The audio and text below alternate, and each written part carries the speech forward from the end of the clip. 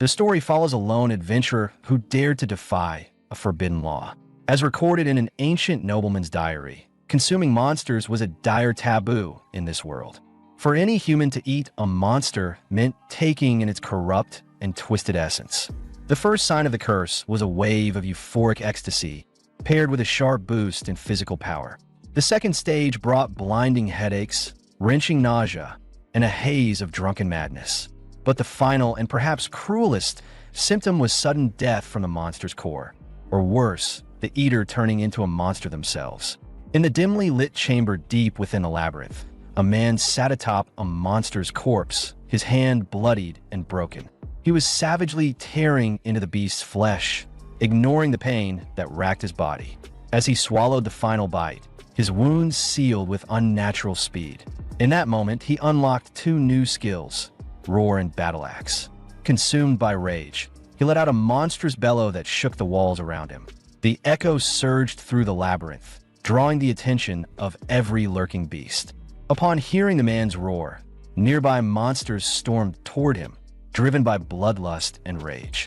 As they lunged from the shadows, he drew his axe with terrifying speed and precision. What followed was a brutal rampage, the man tearing through beasts like a force of nature. No matter how savage their strikes, he cut them down with devastating, cleaving blows. With each kill, he tore into their flesh, consuming it without hesitation or remorse. Their dark essence flowed into him, merging with his own twisted soul. As he fed, new skills awakened within him, amplifying his power with every bite. His body grew stronger, his fury deeper, his slaughter unending. As the man pressed on with his relentless slaughter, he unlocked a torrent of new powers: agility boost, lightning cloak, poison mist, and thread manipulation among them. With ruthless precision, he wielded each skill to carve a path through the unending wave of beasts. Though his strength was immense and his arsenal vast, the overwhelming numbers slowly chipped away at his endurance. Fatigue crept into his limbs, his breath growing heavier with every swing of his axe. Believing he had slain enough to break free of the labyrinth, he allowed himself a moment's pause. But then he saw them, countless monsters still circling him, tightening their hold from every direction. As the man stood surrounded by the oncoming monsters, he steeled his resolve with unshakable determination. In that fleeting moment, he swore he would kill them all, escape the labyrinth alive, and return home, no matter what it cost him. In the frontier city of Bologna, a harsh land riddled with countless labyrinths, one stood apart from the rest: the miasma labyrinth. Its foul air drained the strength of any adventurer who dared to step inside, leaving even the strong crawling. Most avoided it entirely, cursing the way it stripped away their power. But one man didn't care. Rude walked into the miasma labyrinth like it was home, unfazed by the creeping poison in the air. His fearless persistence earned him a name whispered with awe and disdain: Miasma Scavenger. As Rude stepped into the miasma labyrinth, a quiet satisfaction settled in his chest. He had finally reached the 6th floor, and as he scanned the area, he was glad to see miasma grass growing in abundance. This rare herb, prized for its miasma-purifying properties, had become his most reliable source of income. Still, Rude reminded himself to stay cautious, not greedy. He decided to harvest only what he needed, careful to leave enough behind so the labyrinth could restore its supply. Gazing at the miasma grass, he smiled, knowing the 6th floor yield would keep him fed for 3 days. As he moved deeper into the floor, he spotted miasma rats darting between shadows. Most monsters in the miasma labyrinth were drenched in miasma and laced with venom, which kept adventurers far away. But their poison meant nothing to Rude. He alone was immune to their touch. Walking through the corruption like it was mere fog, Rude charged toward the miasma rats, determined to wipe them out quickly. But as he swung his weapon, he began to falter under the sheer number of rats flooding the area. Just as he struggled to keep up, a sudden fireball spell exploded nearby, hurled by an unknown adventurer. The blast missed its mark, letting one of the rats slip away unharmed into the shadows. Rude, startled and irritated, dropped to the ground, trying to process the sudden interference. He turned toward the source of the spell and spotted 3 adventurers standing in the distance. He recognized them instantly. They were faces he had seen around the adventurers' guild before. A wave of annoyance surged through him at the sight. One of them turned to the spellcaster and remarked bluntly that he should have aimed closer if he wanted to hit anything. At that moment, one of the three adventurers stepped forward, offering Rude a hand and apologizing for the mishap. He introduced himself politely and asked for Rude's name in return. Seeing Rude struggling with the miasma rats, he explained their only intention was to lend a hand. Rude ignored the offered hand and stood up on his own, brushing dirt from his clothes. He thanked the man for the concern, but firmly requested a warning before doing anything that might risk his safety. Irritated, the adventurer snapped back that yelling, "Fireball," was his warning before casting the spell. As the two exchanged words, one of the other adventurers opened a nearby door and called out excitedly. He informed his companions that the room ahead was overflowing with miasma grass. The other two lit up with excitement, eager at the find, but Rude's face darkened at the news, clearly displeased. Rude then asked why they had been quietly trailing him through the labyrinth, hinting they might be after his precious harvesting spot. One adventurer, clearly annoyed, insisted they were just fellow explorers trying to survive, and their paths had crossed by chance. He added they had only come to save Rude from the miasma rats, and that he should appreciate their help. The three glared at Rude with cold disgust, knowing he was too weak to fight back, even if he was right. After a moment's thought, Rude stepped forward, apologized for suspecting them, and thanked them for their aid against the rats. He knew he couldn't win this fight, so he chose to accept the uneasy truce. Back in Bologna, inside a bustling restaurant called Full Belly, two men suddenly shoved Rude to the floor. One scolded him harshly, claiming Rude's foul stench spoiled the taste of the food. He declared Rude banned from the place, saying it was clear he couldn't grasp how much his smell disturbed other patrons. At that moment, one of the men sneered at Rude and declared that a true adventurer was one who could slay monsters. He mocked Rude's worthless skill, abnormal status nullification, and said no matter how hard he tried, had never become a real adventurer. The two men laughed loudly, taunting him mercilessly, while Rude stood silently, unable to reply. Abnormal status nullification was Rude's unique ability. Though handy for exploring the miasma labyrinth, it had a fatal flaw. It offered no combat skills to actually kill monsters, which every adventurer must have. Because of this, Rude had no place in any adventuring party. His lack of offensive power forced him to scavenge the labyrinth's lowest floors, earning him the nickname Miasma Scavenger. This name summed up both his skill's limits and his desperate role. In the end, Rude's useless ability branded him an outcast, not a true adventurer. At that moment, Rude reflected bitterly on his fate, frustrated that as a grown man, he still battled life-or-death fights against mere rats. He returned to his inn and collapsed onto his bed, weighed down by the fear he might remain the miasma scavenger forever. Rude felt crushed by the harsh truth. No one saw him as a true adventurer or gave him respect. He was always looked down upon. The next day, Rude arrived at the Adventurers Guild, thinking about scouting a fresh patch of miasma grass elsewhere, using the money from his last harvest. But the guild buzzed with unusual noise, stirring his curiosity about what caused the ruckus. He approached a staff member and asked if there were any good jobs available. Recognizing him, she called him the miasma scavenger and shared astonishing news. A new labyrinth had just been discovered. Rude's eyes widened at the revelation. A fresh labyrinth promised untapped treasures and rare magical items, a golden chance for any adventurer. Thrilled, he saw it as the opportunity to rewrite his destiny and shed his current lowly status. Rude soon realized why the guild buzzed so loudly. Everyone was hyped about the newly discovered labyrinth. As he scanned the crowded room, the woman cut in, warning that the price of miasma herb, which he usually sold, would start to fall immediately. Rude was confused at first, but quickly grew anxious after hearing her words. He asked why the herb price would drop. The woman explained that the miasma labyrinth had never been popular, and with adventurers rushing to the new labyrinth, demand for the miasma herb would plummet. Prices were bound to sink. As Rude weighed his options, the woman added that the new labyrinth lay deep in the Yahello Mountains, but he wouldn't be allowed in. Shocked, Rude asked why he was banned from entering. She showed him a poster listing the rules. Only adventurers ranked D or higher could enter. Since Rude was only E rank, he didn't qualify. Looking worried, Rude told the woman he was determined to explore the new labyrinth and asked if there was any way to qualify for entry. The woman sighed deeply, explaining that the rules were strict and he had to meet the requirements to get in. She warned that even if he slipped inside, he would likely die alone due to his weak strength and lack of a party to back him up. Rude couldn't argue. Her words cut to the core of his reality. Just then, An adventurer named Bayer stepped forward from behind and suggested that if Rude truly wanted to enter the new labyrinth, he should join Bayer's team as a porter. Bayer smiled warmly at Rude, who returned the look with a mix of confusion and curiosity. After a short while, Rude sat in a carriage with Bayer's team, heading toward the newly discovered labyrinth. Breaking the quiet, Bayer turned to Rude, expressing how pleased he was to have met him. He explained he had been searching for someone to carry materials from a new labyrinth but struggled to find help. Bayer felt relieved and glad to have finally found Rude for the job. Rude, meanwhile, thought Bayer's difficulty might stem from all adventurers rushing to the new labyrinth, making porters scarce. As he mused, one of Bayer's companions, a red-haired woman named Sasha, voiced her doubt.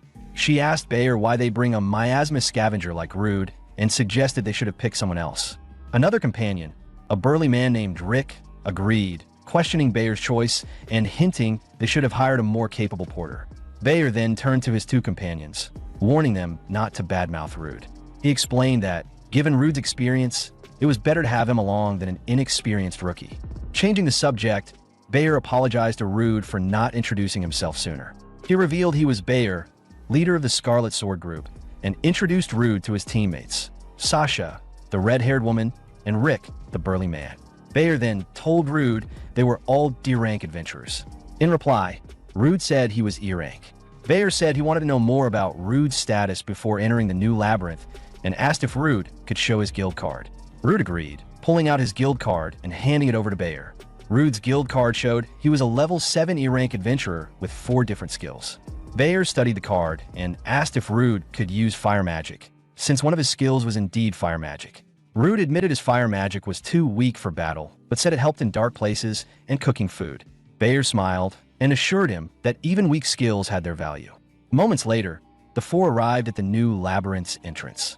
Bayer, Rick, and Sasha buzzed with excitement as Bayer declared they had reached the Yahello labyrinth. Sasha, full of energy, said they might be among the first arrivals. But Rick urged haste, insisting they begin exploring right away. As the door opened, they were shocked to see the labyrinth already packed. Hundreds of adventurers swarmed inside, grabbing loot and making the place feel overcrowded. Sasha felt a wave of irritation and disappointment wash over her as she saw the massive crowd ahead. She had anticipated being among the first to enter the labyrinth, but it was obvious they were already late. Assessing the scene, Bayer informed his group that most of the initial floor had likely been cleared by earlier explorers. He cautioned them that lingering in the first layer would probably yield little to no valuable finds. Rick tried to cheer Sasha up, telling her not to lose heart and proposing that they head to the lower levels that remained mostly untouched. The idea immediately brightened Sasha's mood, and she agreed enthusiastically, eager to explore new territory. However, Rude suddenly spoke up, advising that since the labyrinth was still newly found, it would be smarter to carefully chart the first floor before diving deeper. As soon as Rude shared his opinion, Sasha and Rick cut him off abruptly, brushing aside his words and declaring that they didn't need advice from a mere porter. They went on to say that Rude had no authority to speak on such matters. Rick added mockingly that this attitude was exactly why Rude was stuck as an E-rank adventurer. At that point, Bayer intervened, firmly telling Sasha and Rick to stop belittling Rude. He reminded them that Rude's remark was meant constructively and that his advice deserved consideration. Though Bayer stepped in to halt Sasha and Rick's harsh remarks, he ultimately sided with their reasoning. He told Rude that lingering on the upper floors would yield little progress. Bayer went on to explain that if they wanted to uncover rare and worthwhile treasures, they needed to venture further into the labyrinth's depths. After some time, the group of four managed to descend to the 4th floor of the labyrinth. During their encounters with monsters, Rude had a hard time fending for himself, while the other 3 handled the creatures with relative ease. Rick grinned and told Rude not to let the weaker monster scare him. Watching their smooth coordination, Rude couldn't help but think that Bayer, Rick, and Sasha were far more capable than he was, effortlessly taking down enemies that left him trembling. Anxiety gripped him so tightly that his hands wouldn't move, leaving him frozen and unable to face the monsters properly. He found himself completely unable to assist his team or make any real contribution to the fight. Before long, the trio had wiped out all the monsters in the area. Sasha commented that venturing deeper had been the right call and expressed relief that no other adventurers were present at their level. Bayer nodded in agreement, mentioning that while the monsters hadn't posed much of a challenge, they had still managed to uncover some valuable loot on the 4th floor. At that point, Rick barked at Rude, ordering him to gather the remains from the monsters he had slain as well. Rude responded that he couldn't harvest anything useful since the bodies were too badly damaged, and most of the monster cores were already destroyed. Irritated, Rick demanded that Rude at least check for anything salvageable, reminding him not to slack off and emphasizing that, as their porter and a lowly E-rank adventurer who dealt with miasma, it was his job to handle such tasks. Though Rude disliked taking orders from Rick, he didn't dare defy him after seeing how powerful Rick had proven to be in battle. Reluctantly, Rude acknowledged the command and began collecting the remains of the monsters Rick had taken down. As he moved closer, he noticed that the corpses were shredded beyond recognition, their insides spilling out and filling the air with a foul stench. Rude couldn't help but wonder why Rick had been so excessively violent in his attacks. Deciding it would make the task easier, he cast a small flame spell, hoping to burn away parts of the carcasses and reduce the stench while retrieving what materials he could. When Rick saw Rude using fire magic on the monsters, he joked to the others that Rude might be roasting the meat to eat it himself. Chuckling, he added that after spending so much time exploring, he was starting to feel hungry and the idea of grilled monster meat didn't sound too bad. Sasha quickly interrupted him, telling Rick to drop the topic, saying that the thought of eating monster flesh was revolting to her. Sasha reminded Rick that consuming monster meat was forbidden among adventurers, as the lingering magic within the flesh could seep into the body and cause unpredictable side effects. Rick chuckled, assuring her that he was only teasing. He added that once they got back, he intended to spend his earnings on proper food and indulge in a real feast. However, before he could finish speaking, the air around them shifted as a deep, thunderous roar reverberated through the labyrinth's halls. The group froze, turning toward the sound, only to be met with the sight of an enormous minotaur emerging from the shadows. The creature's presence was terrifying, B-rank monsters like it weren't supposed to appear anywhere near the 4th floor, making its arrival all the more shocking. Panic spread among them as they grasped the reality of the situation. They were hopelessly outclassed. Every one of them understood that facing a B-rank monster at their level was suicide, and their only hope lay in finding a way to survive or escape. In that instant, Bayer shouted at Rude to hand over his backpack, claiming he needed its supplies to confront the Minotaur. Startled, Rude obeyed without hesitation and quickly passed it over. He then asked Bayer what he planned to do and whether he had a strategy for their next move. But as Bayer took hold of the pack, a dark smirk formed on his lips. Before Rude could react, Bayer drew his blade and slashed across Rude's back, sending him collapsing to the ground, writhing in pain and bleeding profusely. The malicious gleam in Bayer's eyes made it clear that his intentions were far more sinister than Rude could have imagined. After striking Rude down, Bayer called out sharply to Rick and Sasha. Reacting instantly, Rick hurled a weapon resembling a throwing axe and activated a spell known as Warrior's Rally. The magic redirected the Minotaur's aggression, marking the wounded Rude, who lay groaning on the ground, as the creature's new target. At the same time, Sasha cast haste upon herself, Rick, and Bayer, greatly enhancing their speed to ensure a swift escape. Writhing in agony, Rude weakly demanded to know if their plan had always been to abandon him. Bayer, grinning coldly, admitted that Rude had been brought along only to serve as bait, and that his role had ended once danger appeared. Rude's expression twisted in disbelief as the truth sank in. As the trio sprinted away, they yelled for him to hold the monster off and stall for their getaway. Trembling with fury, Rude shouted after them, cursing their betrayal and condemning them for sacrificing him just to save themselves. Meanwhile, the Minotaur, under the influence of the spell, turned its murderous gaze toward Rude. Terror gripped him as he desperately searched for a way out, but before he could act, the monster slammed its massive weapon into the ground, sending a shockwave that threw him high into the air. Though Rude narrowly dodged the main impact, a grim smile crept onto his face. He knew the situation was hopeless. His chances of surviving were nearly non-existent, yet he steeled himself for what was to come.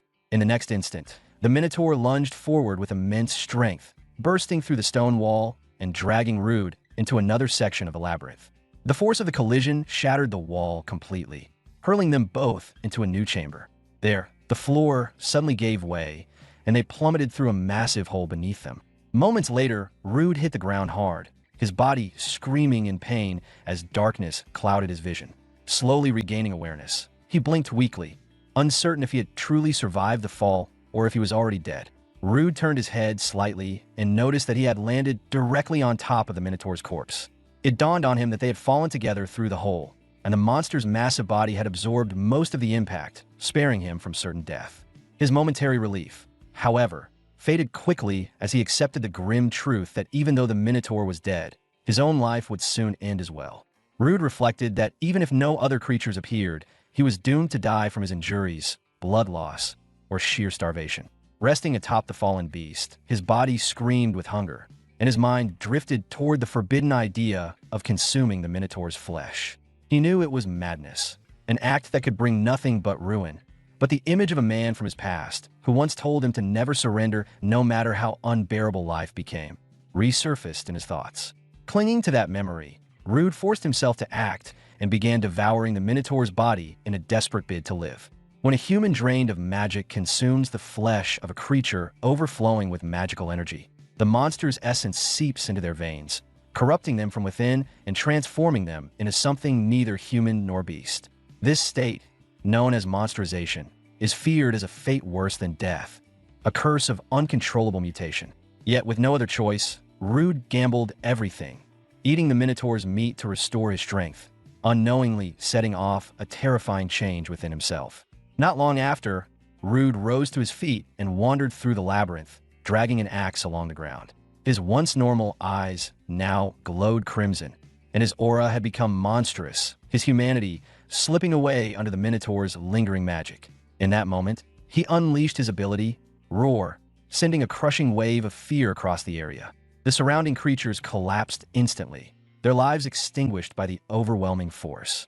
Following that, Rude invoked physical boost, heightening his strength to unnatural levels, and tore through every nearby monster with a single devastating blow.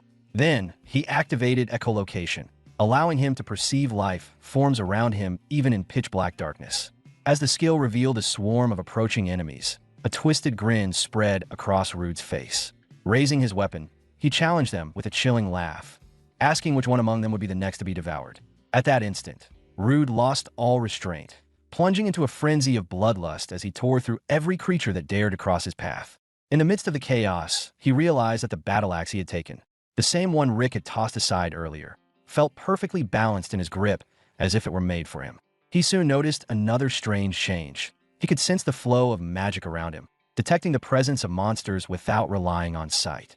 Consumed by an uncontrollable hunger, Rude continued his merciless rampage, cutting down and devouring every monster he encountered. With each carcass he consumed, raw power surged through his veins, his strength multiplying beyond comprehension. A wild grin stretched across his face as he reveled in the intoxicating energy coursing through him. Rude could feel that no creature in the labyrinth posed a threat to him anymore. Eventually, the massacre ended, and he stood before a massive stone door, the labyrinth's exit. With a heavy push, he opened it and stepped into the open air. The sensation of the breeze against his skin filled him with relief, and for the first time in what felt like forever, he smiled. A victorious shout burst from his throat as he declared to the world that he had survived the labyrinth and emerged alive. Meanwhile, far away at the Adventurers Guild, a grim tension filled the hall as unease spread among those gathered. Standing before Bayer, Sasha, and Rick was a stern-looking man questioning them. This man was Lankars, the guild master of the Ballona branch. After listening to their account of what had transpired inside the labyrinth, Lankars explained that he had summoned every adventurer who had returned from the expedition, except Rude, who was still missing. Wearing a somber, guilt-ridden expression, Bayer solemnly told Lankars that when they had reached the 4th floor and encountered the Minotaur, Rude had been slain before they could do anything to save him. Bayer continued spinning his fabricated story, claiming that they all deeply regretted failing to recognize how perilous the 4th floor truly was, which had ultimately led to Rude's tragic demise. Rick and Sasha played along perfectly, their faces painted with false grief as they pretended to mourn their fallen companion. After listening to Bayer's explanation, Lankars gave a grave nod and said he understood what had happened. He then announced that, effective immediately, no one would be allowed to enter the newly discovered labyrinth, declaring it far too dangerous for further exploration until more information was gathered. Just then, the guild doors swung open, and Rude walked in, causing a wave of shock to ripple through the hall. Gasps filled the air as adventurers stared in disbelief. Everyone had been certain that Rude had died inside the labyrinth. No one was more shaken than Bayer, Rick, and Sasha, who froze at the sight of the man they had left for dead, now standing before them completely alive. Acting quickly, Bayer forced a smile and rushed toward Rude, exclaiming with feigned joy, "I can't believe it. You actually made it out alive." As he leaned close, his expression darkened for a moment, and he whispered in Rude's ear, threatening to kill him if he dared to reveal anything. A moment later, Rick and Sasha hurried over, wearing exaggerated smiles and pretending to be relieved. Sasha claimed that they had tried to go back for him, but that the labyrinth's passage had collapsed, making rescue impossible. Rude, however, stood motionless, his expression unreadable, refusing to respond to their lies. Trying to steer the attention away, Bayer suddenly clapped his hands and enthusiastically suggested they celebrate Rude's miraculous survival and escape from the Minotaur. He proposed that they move the party elsewhere, saying the guild wasn't an appropriate place for it. But just as the group began to leave, a strange stillness overtook them. They suddenly realized they couldn't move a muscle. Taking advantage of the moment, Rude finally spoke, his voice cold and unwavering as he declared before everyone that Bayer, Rick, and Sasha had deliberately used him as bait inside the labyrinth. The entire guild fell silent in shock, while Bayer's face turned pale as he desperately tried to think of a way to salvage the situation before everything unraveled. Bayer, visibly unnerved, stepped toward Rude and demanded to know what he was implying, pretending not to grasp the meaning of Rude's words. Before he could continue, Lancaster interjected, his voice sharp, asking Rude to explain exactly what he meant when he claimed that Bayer, Rick, and Sasha had used him as a pawn. Turning to face Lancaster, Rude calmly recounted the truth. How Bayer had stolen his pack and struck him from behind, how Rick had used a skill to draw the Minotaur's fury toward him, and how Sasha had cast haste only on the others, ensuring their escape while leaving him behind to die. The room fell silent as the details spilled out, and the three culprits stood frozen, their faces pale with fear as the weight of their betrayal was laid bare. In a panic, Bayer turned toward Lancaster, insisting frantically that Rude's story was nonsense and that they had done nothing of the sort. Lancaster regarded him with a hard stare before stating that the truth would be determined soon enough. At that moment, a woman entered the hall, her presence commanding immediate attention. She was the truth officer, a figure so rarely seen outside the royal capital that her sudden arrival left the entire guild in stunned silence. Lancaster explained that, because of the unusual number of porters who had died while temporarily working with Scarlet Sword, he had summoned the truth officer to conduct a full investigation. Hearing this, the three grew increasingly hysterical, while Rude remained composed, knowing justice was finally at hand. The truth officer, expression unreadable, studied the group carefully before casting her truth-detecting spell. Moments later, she announced her findings in an even tone. Bayer, Rick, and Sasha of the Scarlet Sword were lying, while Rude's account was genuine. A collective gasp echoed through the room. Bayer's composure shattered completely as he pointed a trembling hand toward her, shouting that she was wrong and insisting she didn't know what really happened, his voice breaking as he accused her of lying. Lancaster raised his voice, addressing the stunned crowd as he explained that the truth officer's ability was an exceedingly rare gift, one that could not be learned or replicated through normal means. He stated that her power functioned on the same level as a unique skill, incapable of being deceived or bypassed by any form of falsehood. Casting a sharp glare at Bayer, Lancaster added that the words of someone who had sworn their abilities in service to the kingdom were beyond question, leaving no room for doubt. Bayer, realizing the implications, stood frozen in terror, his mouth opening and closing wordlessly as panic overtook him. Lancaster then turned his fury on the trio, shouting that they had broken one of the most sacred taboos among adventurers, betraying and abandoning a companion. He accused them of deliberately wounding an ally and treating their comrade as expendable. His voice echoed through the hall as he declared that once their actions were formally recorded, the punishment was inevitable. Their adventurer licenses would be revoked, and they would be condemned to slavery. Sasha shrieked in terror at the announcement, her voice trembling, while Rick stood motionless, his expression blank with shock as reality began to sink in. Bayer, teeth gritted, muttered under his breath that it was impossible for someone like him to end up as a slave. His gaze hardened as it fell upon the truth officer, and bitter resentment filled his thoughts. If she hadn't been here, they might have escaped judgment. Overcome with rage, Bayer suddenly unsheathed his blade and lunged toward her, intent on cutting her down. Gasps of horror erupted around the guild as his sword swung forward. But before it could strike, Rude moved instantly, stepping in front of the truth officer and blocking the attack with a resounding clash of steel. With eyes blazing and his voice dripping with fury, Rude glared at Bayer and warned him not to dare lay a hand on the truth officer. Bayer froze, completely shocked that Rude had successfully intercepted his attack. Without hesitation, Rude retaliated with a devastating punch that sent Bayer hurtling through the air. The blow was so powerful that Bayer smashed through the Adventurers Guild wall, tumbling a great distance before coming to a stop. Rick and Sasha gawked in disbelief, unable to process the sheer magnitude of Rude's strength. Standing tall, Rude exuded confidence, clearly pleased with how effectively he had neutralized Bayer.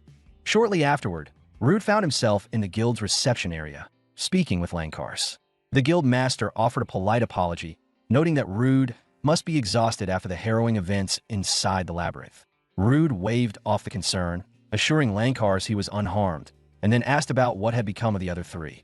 Lankars explained that guild staff had taken them into custody for questioning.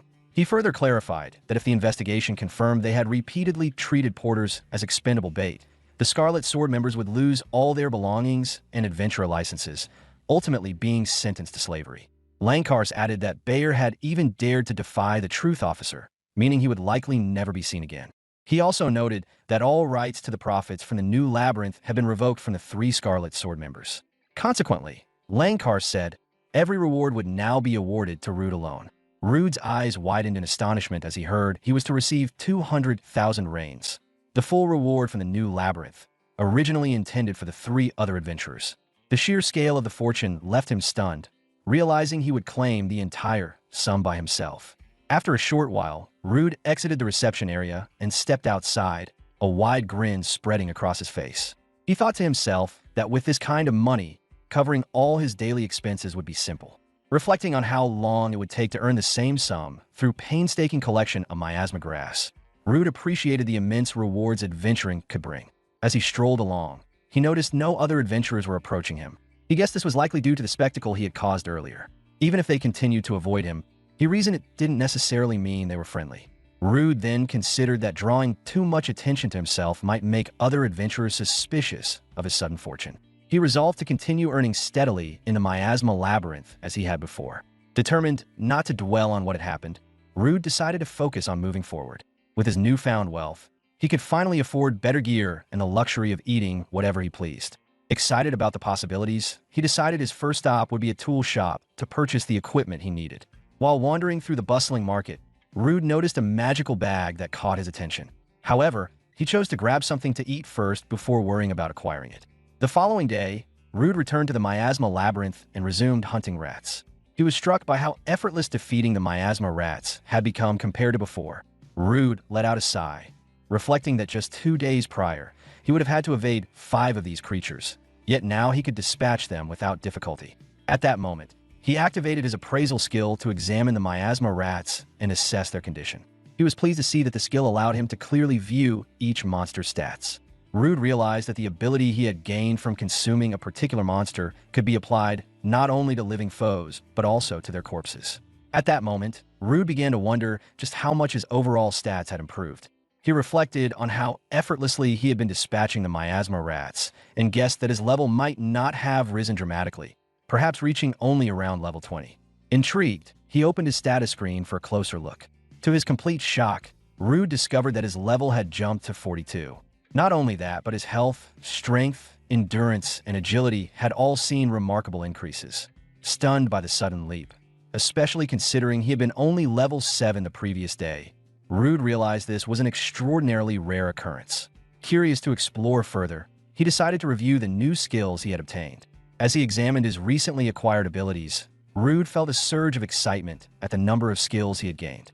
Thrilled by the possibilities, he recalled that the walls destroyed during his battle with the Minotaur had now been repaired, and the new labyrinth would remain closed for a while.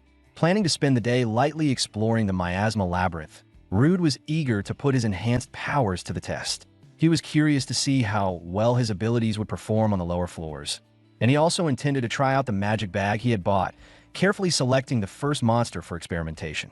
After weighing his options, Rude resolved to delve into the deeper sections of the miasma labyrinth. He cleared the 6th floor with ease and then moved on to the 9th and 13th floors.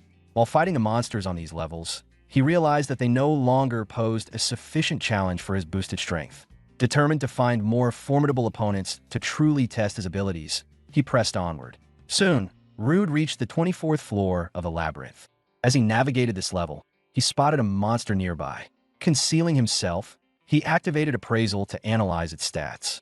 He discovered it was a lizard soldier from the dragon tribe, level 25, equipped with 3 distinct skills. Observing the lizard soldier's stats, Rude realized that these creatures normally operated in coordinated groups. Since only a single lizard soldier was visible, he judged it a worthwhile target. Moving silently, he crept behind it, drew his sword, and delivered a strike to its back. The hit caused damage, but it was insufficient to eliminate the creature entirely. Rude grinned, noting that the lizard soldier wasn't especially strong, and resolved that his next attack would land without fail. At that moment, the wounded lizard soldier attempted to flee in panic. Rude pursued it, shouting for it to stop. Eventually, the creature reached a dead end, with no route left to escape. As Rude closed the distance, he told the lizard soldier that it had nowhere to run. Yet when it finally turned to face him, its posture suggested it was no longer afraid. In that instant, Rude realized he was in serious danger.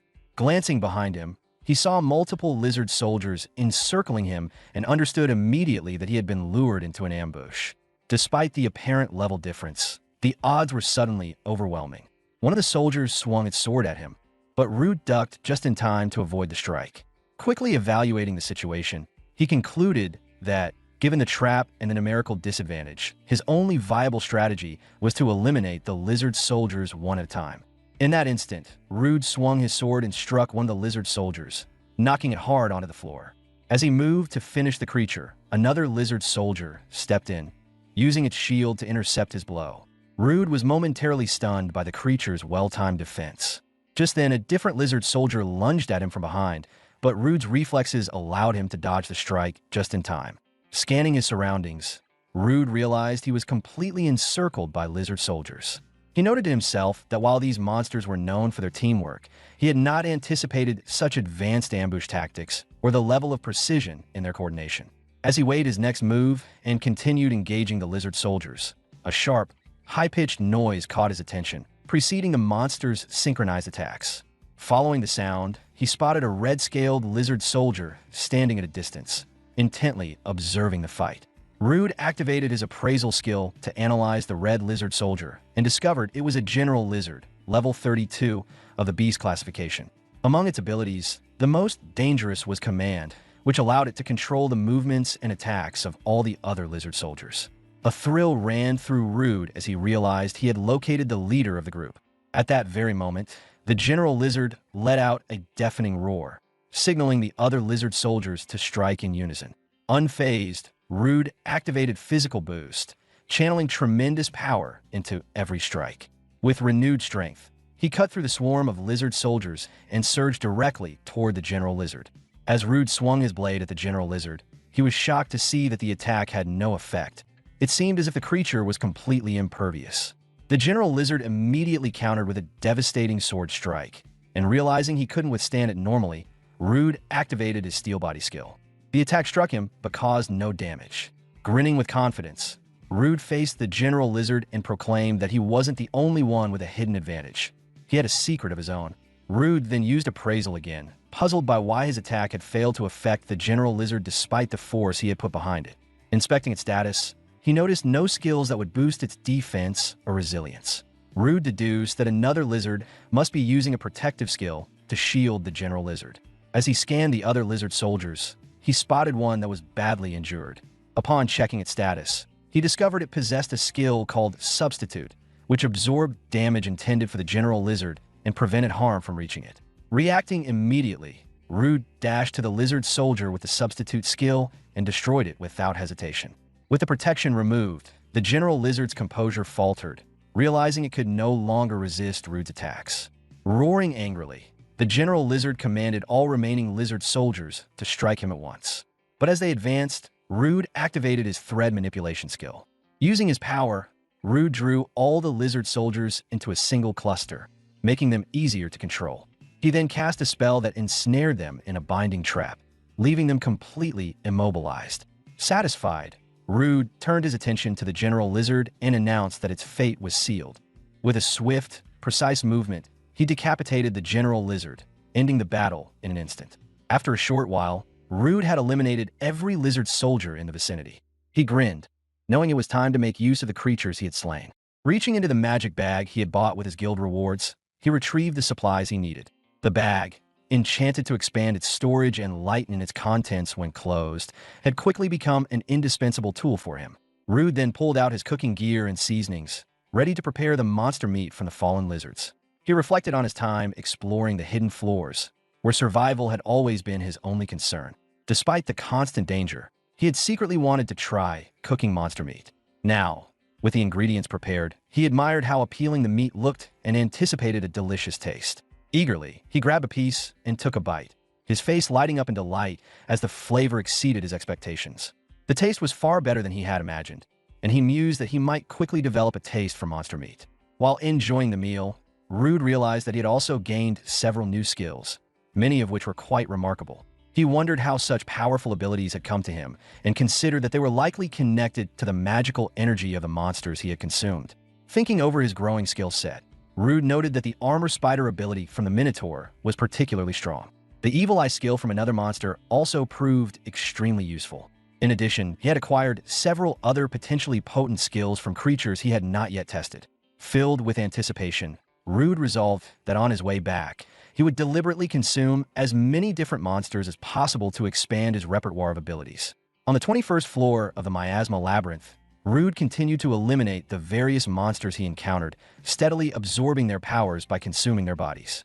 With each defeated creature, he acquired a growing array of abilities, including venom, temperature shift, poison scale powder, among many others. As Rude savored a piece of the cooked monster meat, a sudden, unusual noise echoed from behind him. Pausing, he tried to pinpoint the source of the sound. It became increasingly clear, a loud, crashing commotion, vaguely humanoid in nature. Rude wondered if another group of adventurers had managed to reach such a deep floor. Wasting no time, he packed his gear into the magic bag and hurried toward the source of the noise, curious to discover who, or what, was waiting ahead. Rude considered that encounters with other adventuring parties were extremely rare, and he entertained the thought that he might even be able to exchange useful information if he was fortunate. As he drew nearer, he spotted a woman wearing a cloak, her hand bleeding, collapsed on the floor. She was encircled by a group of shady-looking men who clearly meant her harm. One of the men muttered in disbelief about how much magical energy the woman still had despite her injuries. Another, visibly bruised and battered, commented that their predicament was dangerous because she was an elf. He added with a mix of curiosity and greed that the elf woman might be extremely valuable. At that moment, Rude raised his voice, remarking that while he had hoped to meet fellow adventurers, he was far from satisfied with the scene before him. The men froze at his sudden interruption, but Rude pressed on, admitting he didn't know all the details, yet could not simply watch a woman being assaulted. The apparent leader demanded to know who Rude was, and he calmly replied that he was an adventurer. The elf woman then shouted urgently at Rude, telling him to stay back and warning that the men surrounding her were adventurer hunters. Rude was briefly taken aback by her caution. He had always understood adventurer hunters to be highly skilled and dangerous. Curious, he activated appraisal to check their stats, only to find that no information could be retrieved. He speculated that they might be using powerful concealment magic or perhaps anti-magic devices. At that instant, the leader commanded his men to eliminate Rude immediately. Without hesitation, one of them charged, swinging his sword with lethal intent. Rude was momentarily stunned by the man's speed, but managed to block the attack just in time. During the skirmish, the man commented that Rude was holding his own surprisingly well. Rude, unshaken, replied that it was only because the man was weak. Infuriated, the attacker shouted that he was far from weak and launched a more aggressive series of strikes, threatening to crush Rude's skull.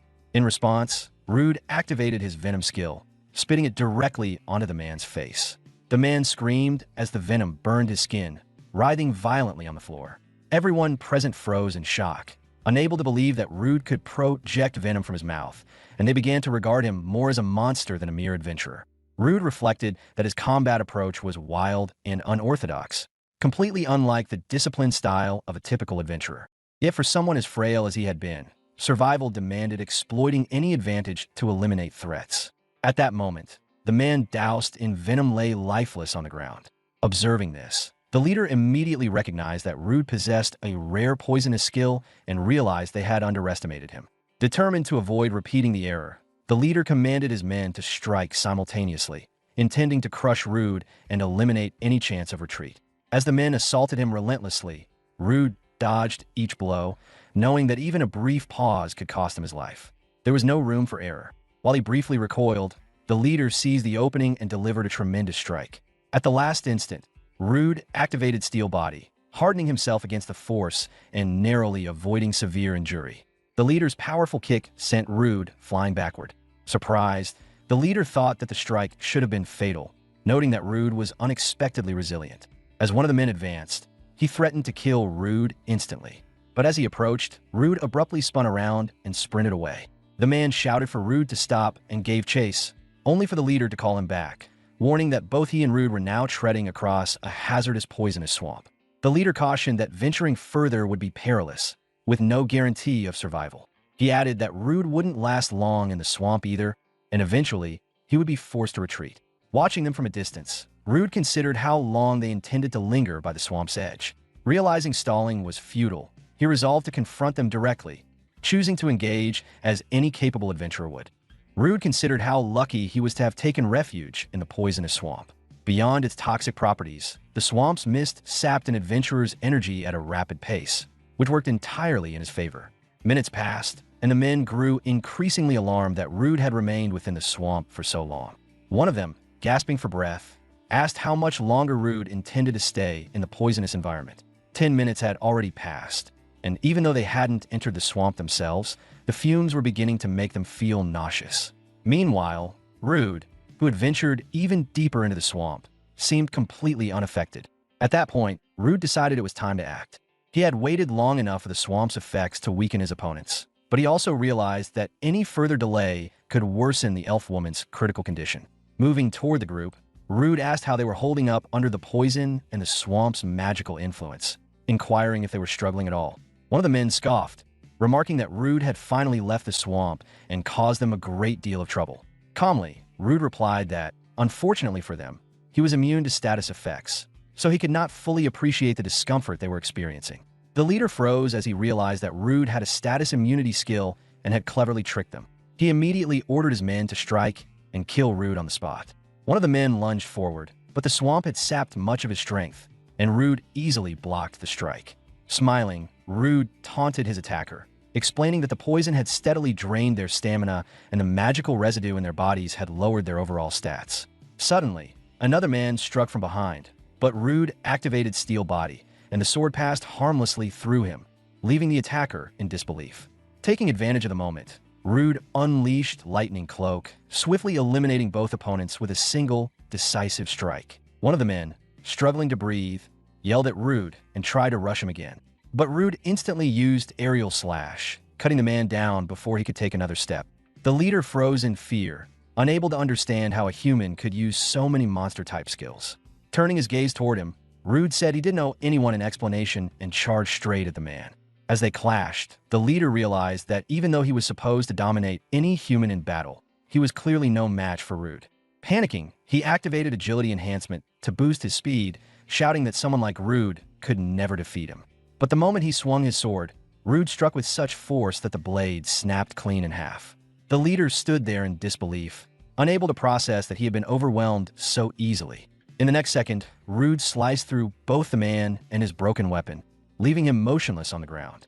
Looking at the corpse, Rude commented that if the man hadn't been crippled by abnormal status effects, he would have been much tougher.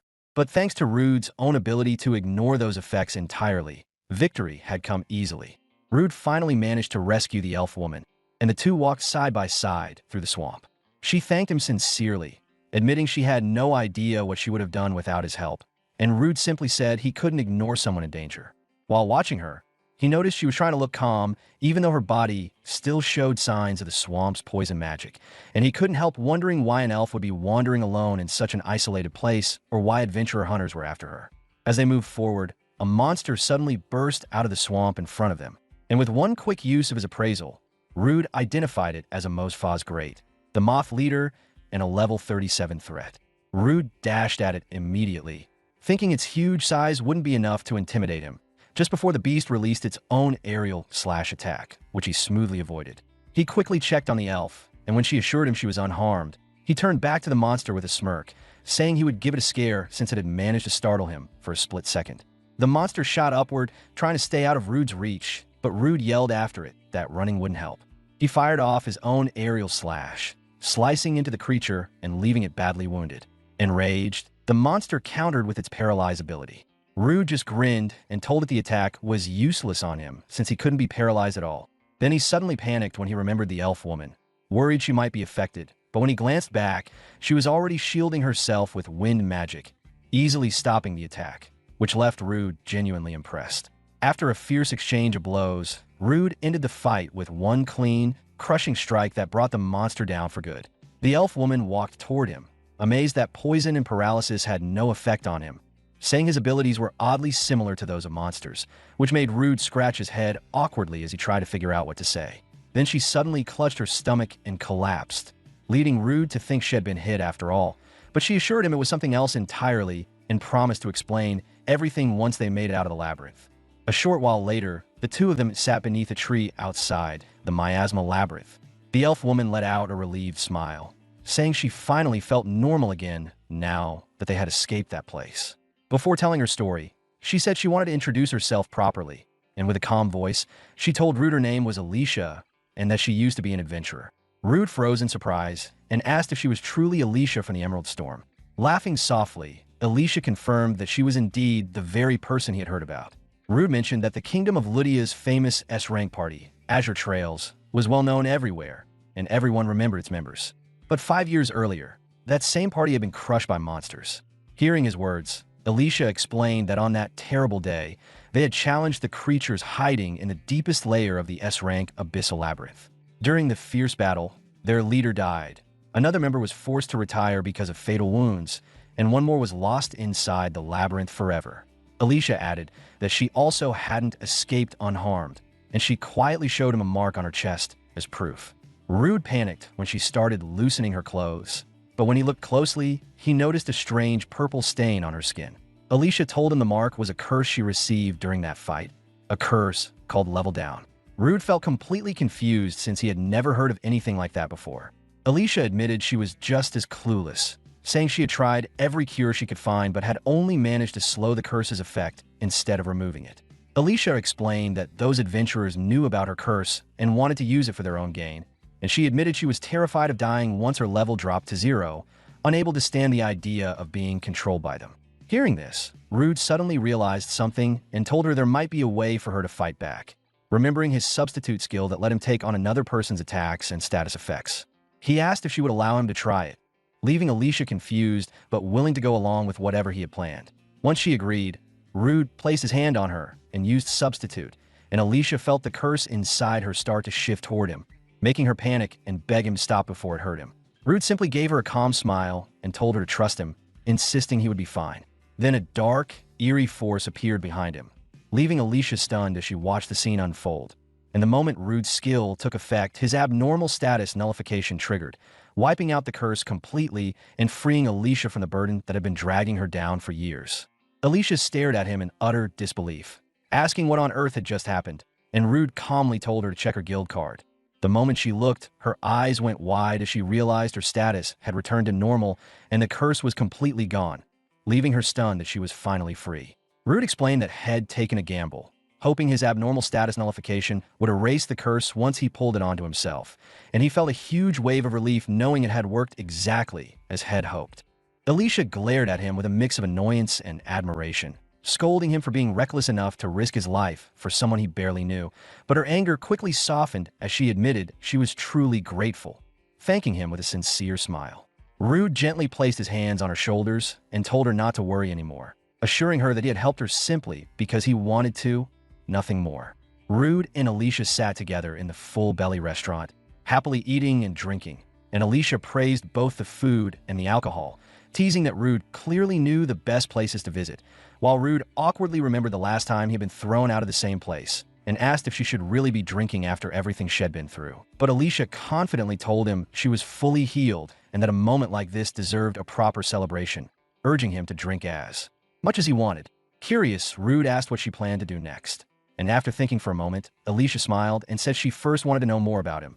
asking why he had chosen the life of an adventurer, and Rude took a slow breath before explaining that years ago monsters had attacked his village, taking everyone he cared about. But in the middle of that tragedy, an S-rank adventurer had appeared and saved his life. And Rude said he would never forget the way that heroes smiled at him in the middle of such darkness, a moment that pushed him to follow the same path. Rude told her he wanted to rise to S-rank, just like the hero who once saved his life, hoping to rescue countless others the same way someday. Hearing his honest dream, Alicia gave him a soft smile and said it was a goal worth chasing.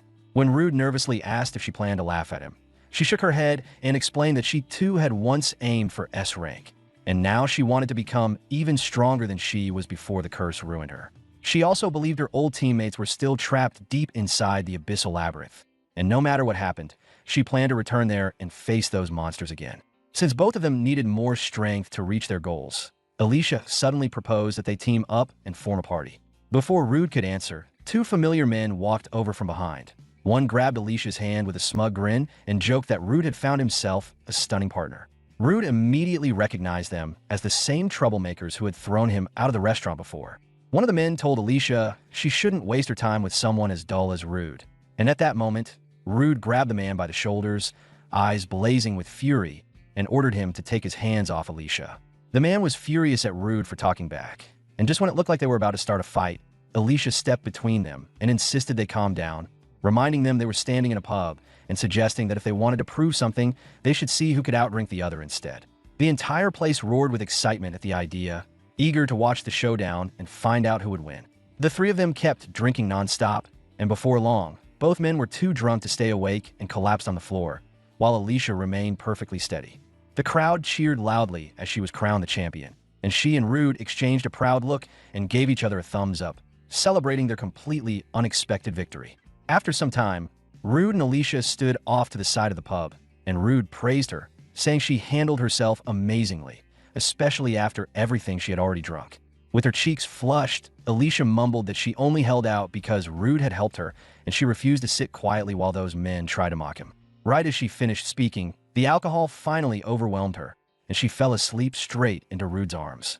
Smiling at her helpless state, Rude quietly activated his substitute skill, drawing all the alcohol from her body into himself. Alicia snapped awake, surprised to find her head completely clear, and Rude calmly told her he had shifted all her drunkenness onto himself using his skill, leaving her totally sober. Delighted, Alicia grabbed his hand and shouted that first he took her curse, then her intoxication, calling his ability amazing and insisting even more that they had to team up no matter what. A moment later, she happily suggested they should celebrate by drinking again now that she felt fine, but Rude gently reminded her not to overdo it. Feeling let down, Alicia turned to the restaurant owner and complained that she still hadn't been able to taste any of the special dishes. The owner then explained that monsters had taken over the Barnamos fishing grounds, and though he had asked the guild for help, all the strongest adventurers were already busy with other missions, leaving him without the ingredients he needed. Hearing that, he asked if Alicia and Rude would be willing to accept the job and clear out the monsters in the Barnamos fishing grounds. Rude and Alicia arrived at the Barnamos fishing grounds the next morning, taking in the calm scenery while feeling a mix of curiosity and excitement. Alicia cheerfully told Rude they should finish off the monsters as fast as possible so they could hurry back to the restaurant and finally enjoy the special dishes. Rude agreed with a grin, eager to complete the request and enjoy the reward waiting for them. Just then, Rude noticed something shifting beneath the water, and his excitement grew as he realized they had spotted their target. However, both of their expressions quickly changed when they noticed the water around them rippling. Dozens of shapes lurking just beneath the surface had completely surrounded them. Sensing danger, Rude quickly used his appraisal skill, discovering that the creatures were called Jernibs, mostly around level 23, each with 3 skills: high-speed swimming, water bullets, and snipe. Without warning, the monsters unleashed a barrage of water bullets at them, attacking from every direction. Rude struggled to dodge in the cramped little boat, realizing there was barely any room to move as the rapid-fire shots kept coming. Rude suddenly came up with a bold plan and leapt straight into the water, laughing as he dared the monsters to attack him however they pleased. As the Jernibs rushed toward him, he activated Lightning Cloak, releasing a burst of electricity that tore through the entire swarm, instantly frying every creature around him. When he resurfaced, Alicia shouted his name in fear, but he calmly told her he was completely fine. After checking the waters, Rude noticed that even though most of the monsters were gone, A handful still lingered in the deeper areas nearby. What confused him was why those remaining creatures refused to strike, making him wonder if they were being cautious or guarding something important. He called out to Alicia, telling her he planned to dive even deeper to figure out what was going on, and after asking for her help, he tied a rope around his chest. Taking a steady breath, he plunged into the depths, and the farther he went, the clearer the truth became. Those Jernibs weren't attacking because they were protecting something.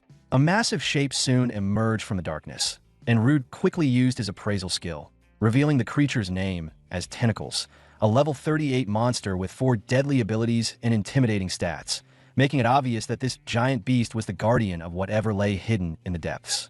As Rude stared at the enormous creature, he couldn't help but marvel at its gigantic size. The more he looked, the clearer it became. This monster was the one creating all the smaller Jernibs. He quickly understood that fighting the little ones was useless if the big one kept churning out more. If he wanted everything to end, he had to defeat the giant tentacles once and for all.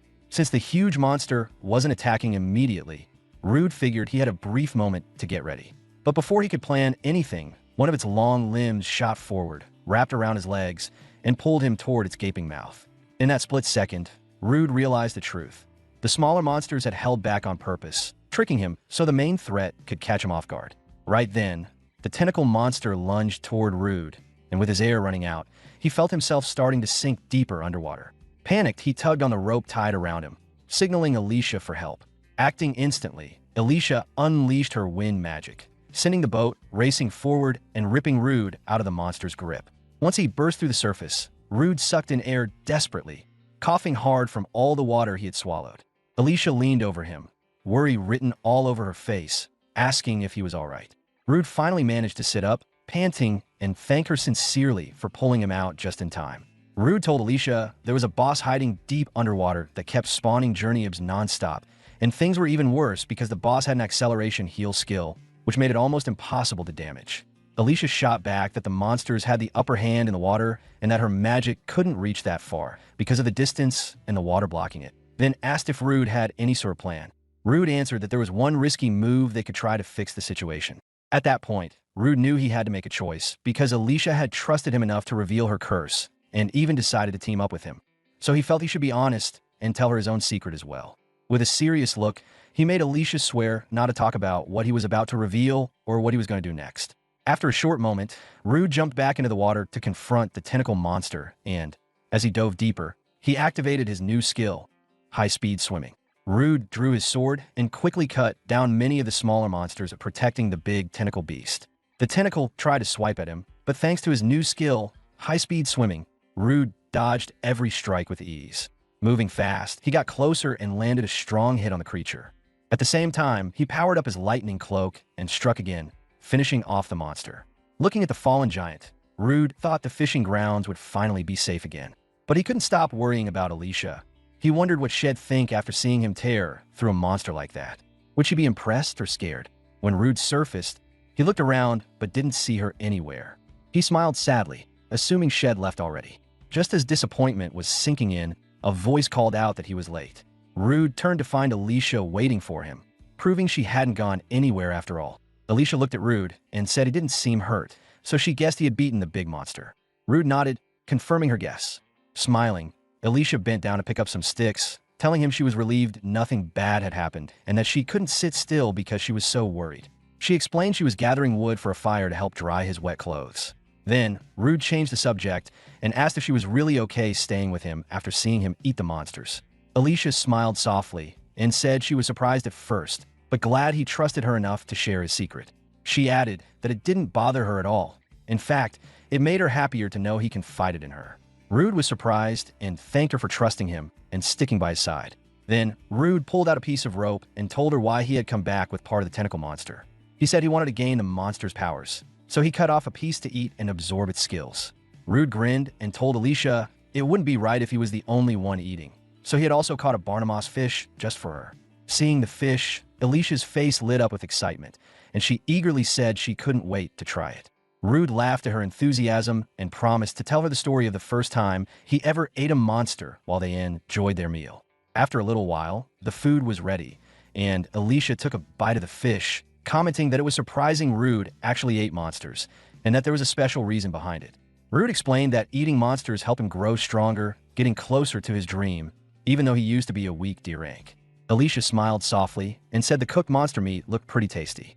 Rude agreed excitedly, adding that monster meat was surprisingly good, and even though he didn't need to eat it for skills anymore, he was curious about the flavor.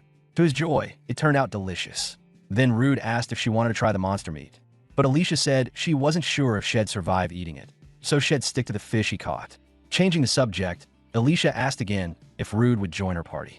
Surprised, Rude wondered why she wanted him, since as an S-rank adventurer, she probably knew stronger people. Alicia explained that it had been 5 years since the curse, and even if her old teammates were alive, many might have quit adventuring because of how long it had been and their natural age limits. Alicia said most adventurers on the front lines were a bit crazy, and even though they were strong, she didn't trust them to have her back. She wanted someone she could truly count on during her journeys. Reaching out her hand to Rude, she said that if it was him, she'd feel completely safe and worry-free. Rude smiled and told her he'd be happy to join her party right away. Outside the Adventurers Guild, Alicia excitedly told Rude they needed to prepare for their first mission together. Rude, being an E rank, wasn't sure they'd get any important jobs, but Alicia brushed that off, saying they should at least register their party at the guild first. Since she was S rank, she believed bigger missions would open up for them. Inside the guild, they went to the counter and told the receptionist they wanted to sign up as a party. Alicia handed over her status card, ready to get started. The receptionist's eyes widened when she saw Alicia's card, realizing she was a powerful S-rank adventurer and part of the famous Emerald Storm. Looking over both Alicia's and Rude's cards, she asked Alicia why she'd want to team up with someone like Rude, who was just a lowly miasma scavenger. Alicia gave her a sharp glare, which made the receptionist quickly stop questioning and admit she got the message. Alicia explained that she wanted to help Rude level up and asked what he still needed to do to improve. After checking Rude's record, the receptionist said he had plenty of achievements, but what he really needed was a stronger battle record. Hearing this, Alicia asked if there was a tough mission they could take on together to boost Rude's combat experience. The receptionist nodded and handed them a suitable job. Soon after, Rude and Alicia arrived near Barona, where their task was to hunt down a pack of wolves. Rude used his appraisal skill to check the wolves and found they were level 11 gray wolves. He then activated his stealth skill, sneaked behind them, and swiftly took down each wolf with precise sword strikes. While fighting, Rude told Alicia to watch out for any wolf reinforcements, and she agreed, ready to handle her part of the battle. Alicia called on her special skill, summoning Sylphide, her spirit magic, to boost her power. Rude watched in amazement as she unleashed Great Wind, a fierce gust that cut down all the charging wolves in one clean sweep, knocking them out instantly. Stunned by how strong her attack was, Rude thought no one could possibly dodge something that powerful. Alicia then mentioned she wasn't even using her full power yet, even though the curse was gone. Rude felt both impressed and a bit nervous, wondering just how much destruction she could cause if she got all her strength back. Suddenly, a gray wolf jumped at Rude from behind. He couldn't dodge in time and got ready for the hit. But right then, Alicia used her spirit magic Sylphide again and cast a spell. The wolves got confused, looking around for Rude and Alicia, but then saw them floating in the air. Rude was thrilled and amazed at her skill and thanked her for saving him. Alicia smiled and said he shouldn't thank her. It was Sylphide, the spirit magic, that really saved him. Alicia looked toward the gray wolves and warned Rude not to relax just because they were low level. She spotted 5 more wolves hiding in the nearby bushes. Alicia warned that even more might be hiding beyond those, so Rude needed to stay alert, ready to help. Rude said it was his turn to find the hidden wolves. He used his echolocation skill to detect where the wolves were hiding in the thick brush. Focusing hard, Rude was shocked to discover about 30 gray wolves waiting just out of sight. Knowing they still had a lot of wolves to fight, Rude grinned confidently, sure he could handle them all. He told Alicia to strike the spots he pointed out, and she agreed without hesitation. As Rude guided her attacks, Alicia sliced through the bushes with her skill. Rude thought that while his echolocation wasn't perfect in open areas, Alicia couldn't hit multiple places at once very well either. But if they attacked from the sides together, they could force the wolves into one spot, making it easy for Rude to take them all down with one powerful strike. After Alicia finished gathering the gray wolves into one spot, Rude dove down and used his paralyzing breath skill, freezing all the wolves in place. With them unable to move, he quickly took them out one by one. A little later, Rude counted their kills and realized they had defeated 52 gray wolves in total. Alicia was shocked to see so many in just one day, and Rude guessed the wolf numbers must have grown a lot lately. Rude then asked if the magic she used before was spirit magic, and Alicia confirmed it was. She explained that she draws power from spirits found in nature. Although these spirits are everywhere, they don't always show themselves. Alicia said that to use their power, she has to give back some magic as payment. She added that even with only a little magic energy, she could still cast strong spells. As Rude saw earlier, she could even do amazing things like float in the air. Rude told Alicia he had never seen wind magic as powerful as hers before. Right then, the playful spirit suddenly grabbed Rude's hair and started pulling it for fun. While the spirit seemed to be having a great time, Rude winced and begged it to stop hurting him. Alicia couldn't help but laugh at the funny scene of Rude struggling with the cheeky spirit. She explained that Sylphide loved causing mischief, which was why it was teasing him. Noticing the sky darkening, Alicia said it was time to head back. She called on her spirit's power, and both of them began to float into the air. Alicia told Rude they would fly home together today. As they soared above, Rude shouted that this was the most amazing feeling he had ever had. Curious, Rude asked Alicia about other types of magic she could use. She said besides wind, she was skilled in water, ice, light, and earth magic. But she warned that spirits of fire and darkness didn't get along with her. Alicia explained that when a spirit and a user don't match well, the spirit might demand lots of magic energy or even refuse to lend power. Rude smiled and said that Sylphide must really like Alicia since she didn't need much magic to use her skills. Alicia nodded, agreeing with him. As they flew closer, Rude noticed smoke rising from a nearby village and quickly pointed it out to Alicia. When they arrived, they saw many homes burning and villagers running in panic. The chaos was caused by a fierce monster called the Baphomet. The village adventurers looked shocked and overwhelmed. They had only expected to deal with gray wolves, so this powerful beast caught them completely off guard. Suddenly, the Baphomet summoned a spear and threw it straight at two adventurers standing nearby. Just before it hit, Rude quickly fired a water bullet, knocking the spear off course and saving the adventurers. The Baphomet scowled at Rude, clearly angry about the interruption. Alicia stepped up and checked if the adventurers were okay, and they nodded, assuring her they were fine. She told them she and Rude would take care of the monsters and asked for an update on what was happening. Meanwhile, Rude used his appraisal skill on the Baphomet and learned it was level 27 with 5 strong abilities. Even though it was lower level than the lizard head fought before, the Baphomet stats were much higher. As Rude studied its powers, he realized just how dangerous this monster really was. Right then, the Baphomet activated its 2 powerful skills, Fire Magic Principles and Earth Magic Principles. Watching this, Rude realized the fire magic he knew was weak and not useful in real fights. He thought that if he could defeat this monster and eat it, he might gain its strong magic and become much stronger in battle. With that goal, Rude swung his sword, but the Baphomet easily blocked and dodged using its sharp claws.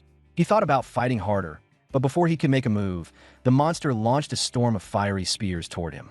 Alicia shouted out to check if Rude was okay, her worry clear, but he skillfully avoided all the fiery attacks. She asked again if he was alright, and Rude reassured her confidently. Watching closely, he saw the Baphomet had only 2 fire spears left, save for defense. Rude knew this was a really tough fight. At that moment, Alicia suggested they share what they noticed, pointing out that the Baphomet was very alert and ready for anything. Alicia told Rude that the villagers hadn't left yet, so she had already asked the other adventurers to help get them to safety. She wanted to avoid causing any extra damage during the fight. Rude knew that Alicia's magic must be running low after their battle with the Grey Wolves, so he couldn't count on her powerful spells this time. He realized he had to take the lead. Alicia promised shed focus on blocking the Baphomet's magic, while Rude kept attacking no matter what. Every time the Baphomet cast a spell, Alicia quickly stopped it by using the opposite magic, making the attacks useless. Frustrated, the monster switched to earth magic, but Alicia quickly blocked that with her wind magic. Rude was amazed at how carefully she used just enough magic to cancel the monster's strong spells, showing why she was an S rank. Taking advantage, Rude boosted his strength with his physical boost skill and chopped off some of the monster's fingers. The Baphomet tried to fight back, but Alicia unleashed a powerful strike that made the monster's body explode into pieces. Far away, the villagers and adventurers nervously talked about the huge explosion they had just heard. One adventurer worried about Alicia and Rude, unsure if they had beaten the monster or if they had been defeated. Another adventurer felt bad. He couldn't help because he was still hurt. Suddenly, Alicia appeared, thanking everyone for helping with the evacuation. The adventurers sighed in relief, seeing she was safe. Alicia told them she and Rude had won the fight, but she was still concerned the monster might be alive and could come back to attack the village. She said she planned to go after it. Alicia then asked for a small favor. One adventurer eagerly offered to help with anything he could. Smiling softly, Alicia asked if they could spare some food because she was very hungry. A little later, in the forest near the village, Rude sat alone by a campfire, the monster's body lying close by. Alicia came over and told him she was back from the village. Rude was glad she returned and asked how the villagers were doing. Alicia said thanks to the adventurers, everyone had gotten away safely. Alicia told Rude she had explained to the villagers that they were chasing the Baphomet, so no one would get suspicious about the missing monster's body. Rude apologized for making her lie, but thanked her for helping anyway. His eyes then landed on the monster's corpse, and excitement bubbled up inside him at the thought of cooking and eating it. After preparing the meal, Rude took a bite and found he had gained all the Baphomet skills. Alicia commented that although the meat looked tasty, watching someone eat a humanoid monster was a little creepy. Rude agreed and felt a bit uneasy about how used he was getting to eating monster meat without thinking twice. Suddenly, a big group of monsters called Stampings rushed toward them. Rude was shocked. They had faced way too many monsters in just one day. He quickly stood up and told Alicia he wanted to try out the new powers he had gained from meat. But when he tried to use his skills, nothing happened. None of his powers would activate. Just then, the monsters attacked, but Rude and Alicia dodged skillfully. Alicia said she thought Rude would have been able to use magic by now, but he still couldn't. She added that her own magic was almost gone, so she couldn't help much this time. Rude was furious and told Alicia he wasn't going to let the monsters get away with ruining his meal. Alicia looked confused and asked why he was so upset. He explained that he had spent a long time draining the blood and cleaning the meat carefully to make it taste good. Now, after all that hard work, the monsters had scattered the food everywhere, ruining it. He was determined not to forgive them for messing up his feast. Alicia still didn't understand why he cared so much about monster meat. Then Rude yelled at the monsters, telling them they should pay up and give him their meat instead. Just as he was about to rush forward, Alicia grabbed him from behind and told him to calm down. She warned him that the monsters had a skill called Flash Step, which made their attacks super powerful and dangerous, even if they were low level. Alicia said they needed to keep their distance for now and suggested they pull back. Rude wasn't happy about retreating, but knew she was right, so he agreed, trying to hide his frustration. After a short break, Rude and Alicia climbed up a tree to stay safe from the monster pigs below. Alicia then asked Rude why he couldn't use his magic earlier. Rude said he had never had this problem before with skills for monsters, so he didn't know what was wrong. Alicia told him to try using his appraisal skill to check. Rude agreed, and after looking at his skills, he told Alicia that the system said he should understand them naturally. Alicia then joked that if he still couldn't use the magic, maybe his brain just wasn't made for it. Rude was surprised and said she was being pretty mean. Alicia thought about why Rude couldn't use magic and had an idea. Maybe he needed to learn how to control mana first to use the monster skills properly. Rude began to understand the problem. He told Alicia he would give it a try. Closing his eyes, he remembered the first time he ate the Minotaur and how he had unlocked its power by fully connecting with it. Rude suddenly understood that if he could tap into the energy inside him, he might be able to use the magic. He opened his eyes wide and realized he could finally control the magic that had been locked away before. A rush of excitement filled him as he realized that once he could feel the mana, he could use it like it was part of himself. Feeling stronger and more sure, Rude launched a fierce attack at the monsters waiting below. After finishing off all the monsters, Rude took a break to enjoy the meat he had cooked from their latest fight. As he chewed on the diced pork, he told Alicia how tasty it was and apologized for making her wait while he ate. Alicia smiled and said it was okay, knowing he needed to regain his strength. She then explained that to use magic properly, he had to rely on mana instead of just raw magic power. Noticing that his mana hadn't dropped much after his attacks, she guessed that Rude could keep using his skills without getting tired quickly. Rude nodded and told her that once he felt mana flowing inside him, he instantly knew how to activate his abilities. He added that if mana could take the place of magic power, then maybe he could use it to make his body stronger or even boost his weapons. He went on to say that many adventurers focus on building their magic power and use it in battle by channeling it through their bodies, which makes them physically stronger. When this magic flows into their weapons, it can make their attacks stronger or even create powerful energy slashes. Hearing this, Alicia realized that Rude's low magic power, until now, was why he couldn't use those advanced skills before. Rude nodded, agreeing with Alicia's thoughts and adding that he now had much more than just magic power. He also realized he could refill his mana by eating monsters. Just as he said this, he took a bite of the monster meat, and a message popped up telling him he had learned a new skill called Flash Step. Watching him, Alicia guessed that Rude could soak up mana from food and store it inside his body. But her attention soon drifted to the delicious smell of the meat, making her mouth water. Seeing Alicia staring and almost drooling as he ate, Rude teased her, asking if watching him enjoy the meal made her hungry too. Before she could answer, a huge explosion went off nearby, shocking them both. When the smoke cleared, they saw a giant monster standing right in front of them. Realizing it was the boss, Rude warned Alicia. Suddenly, the monster launched a fast and powerful strike. Quick on his feet, Rude used his new Flash Step skill to grab Alicia and dodge the attack just in time. Alicia thanked Rude for saving her, but couldn't stop thinking about how the boss monster had suddenly appeared right in front of them just as she sensed something coming from afar. She wondered why such a strong monster would show up here, especially since they weren't inside a labyrinth. Meanwhile, Rude was furious. His food had been ruined again, the second time that day.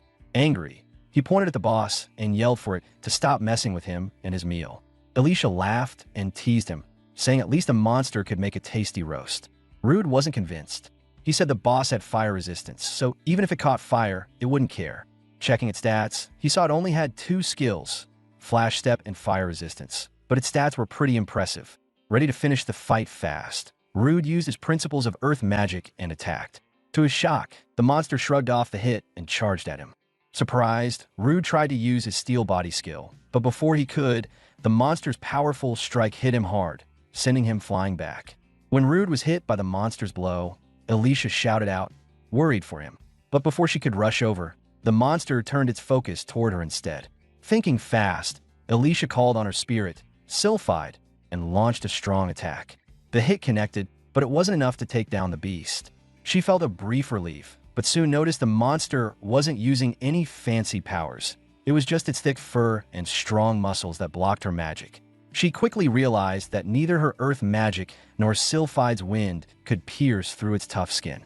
The monster shook itself off and got ready to attack Alicia again, knowing her spells wouldn't hurt much.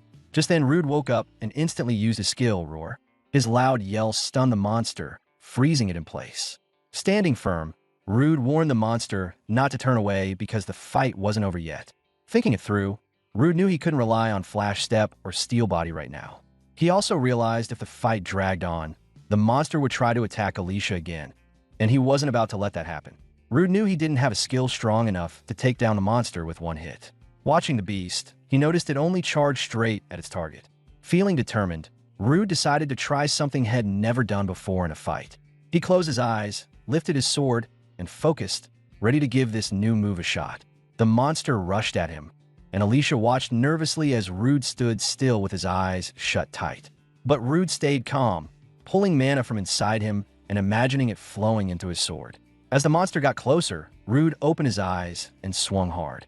His sword sliced the monster clean in half in one strike. Shocked, Rude couldn't believe he had defeated such a tough enemy with just one hit. Alicia was just as amazed, saying it was incredible how Rude had powered up his sword with mana without any practice. Rude said he thought this was the right time to try since his mana was leaking out anyway, so it made sense to test it now. But just as he finished, his sword suddenly broke into pieces, leaving both of them wide-eyed in disbelief. Rude let out a frustrated yell as his sword broke apart, but after a few breaths, he calmed down. He told Alicia that he had used the sword a lot, so it was only a matter of time before it snapped, and there wasn't much he could do about it. Alicia said the sword probably couldn't handle all the mana he had forced into it. She added that since a weapon is like an adventurer's own body, it made sense that Rude felt upset seeing it break. Changing the topic, Rude said they should call it a day and mentioned he'd take some of the monster's remains with him to eat later. Meanwhile, in the 7th layer of the miasma labyrinth, Rude's old bullies, now adventurers, were fighting monsters nearby.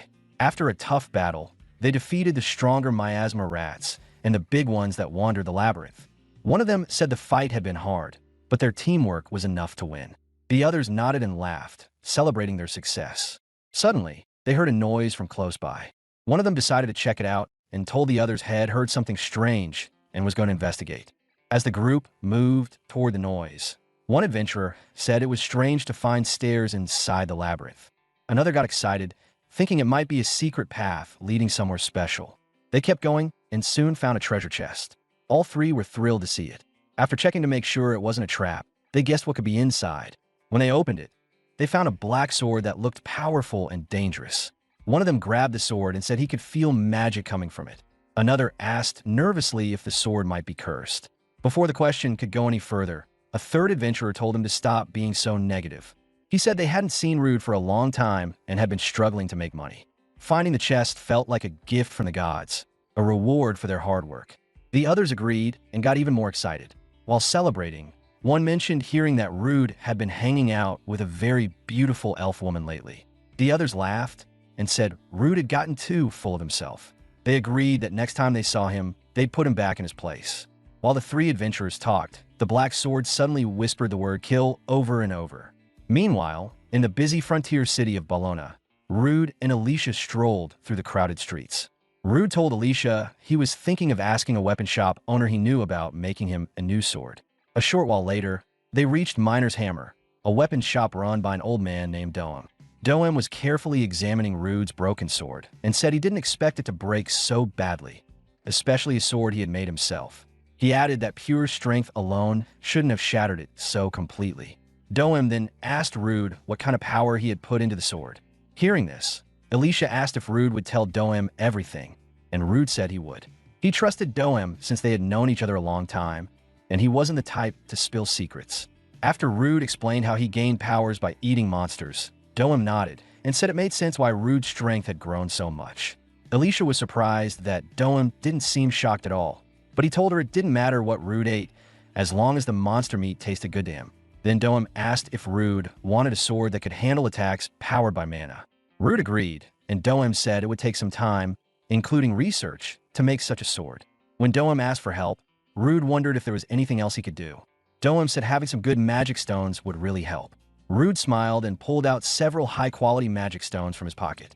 Doem's eyes widened in surprise when he saw stones from a general lizard, a Baphomet, and even a minotaur, all top grade.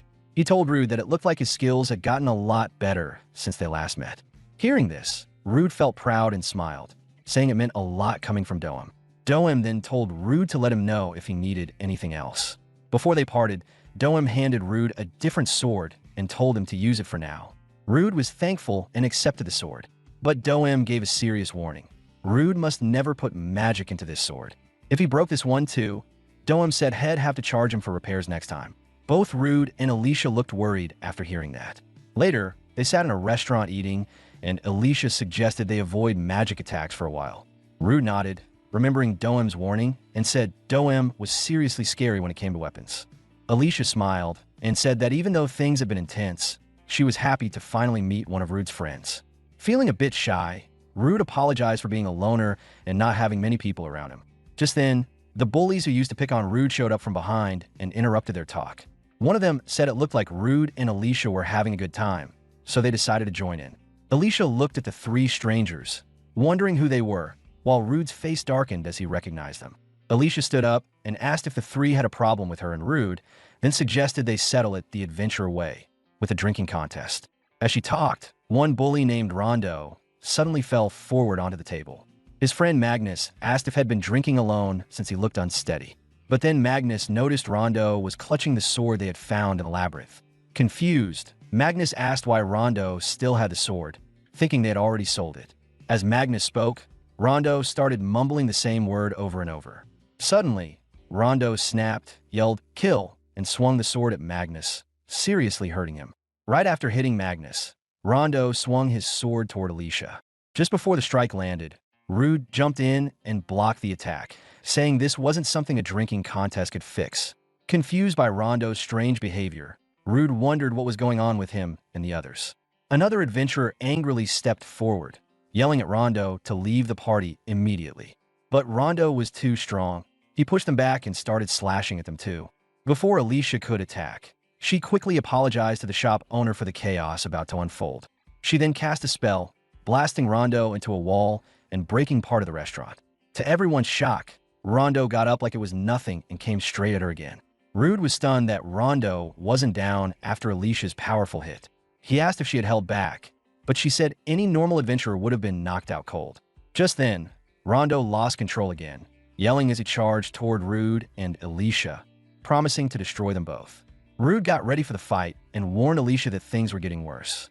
Alicia quickly told someone nearby to help the injured if they could use healing magic. While Rude fought, Alicia warned him that Rondo's sword was cursed. Rude noticed Rondo drawing power from the sword, getting stronger by the second. Rondo swung a powerful blow at Rude, who barely managed to block it. He quickly noticed that every hit from Rondo was heavy and full of force. During their fight, Rude struck Rondo's legs, but to his shock, red, tentacle-like tendrils wrapped around Rondo's body, healing the wound fast. Watching closely, Alicia worried that if she used her magic to help, the cursed sword might absorb it. She realized she had to wait for the right moment to strike a strong, finishing blow. While Alicia was thinking, one of Rondo's friends, Rigard, yelled at Rude and Alicia, begging them not to kill Rondo. Rigard said he knew Rondo had hurt Rude before, but Rondo and Magnus were the only people who made him feel less alone. Tears fell as Rigard pleaded for Rondo's life to be spared. Hearing this, Rude promised he'd try to stop Rondo without killing him. Turning to Alicia, he said he would use his substitute skill and asked her to trust him for a bit. She agreed. As the fight went on, Rude remembered that using substitute on Alicia lasted about 10 seconds. Now, his challenge was to keep Rondo calm while finding a way to break the curse controlling him. Just as Rude was thinking hard, Rondo struck him with a strong blow. Alicia shouted in worry, seeing how hard Rude was hit. Even though the hit was powerful, Rude blocked it but noticed how heavy Rondo's attacks were. He quickly figured out that if he could hold back Rondo's sword, he could use his substitute skill on him. Acting fast, Rude cast principles of earth magic, trapping Rondo in place. He thought if the problem was the curse, he could fix it like he did for Alicia.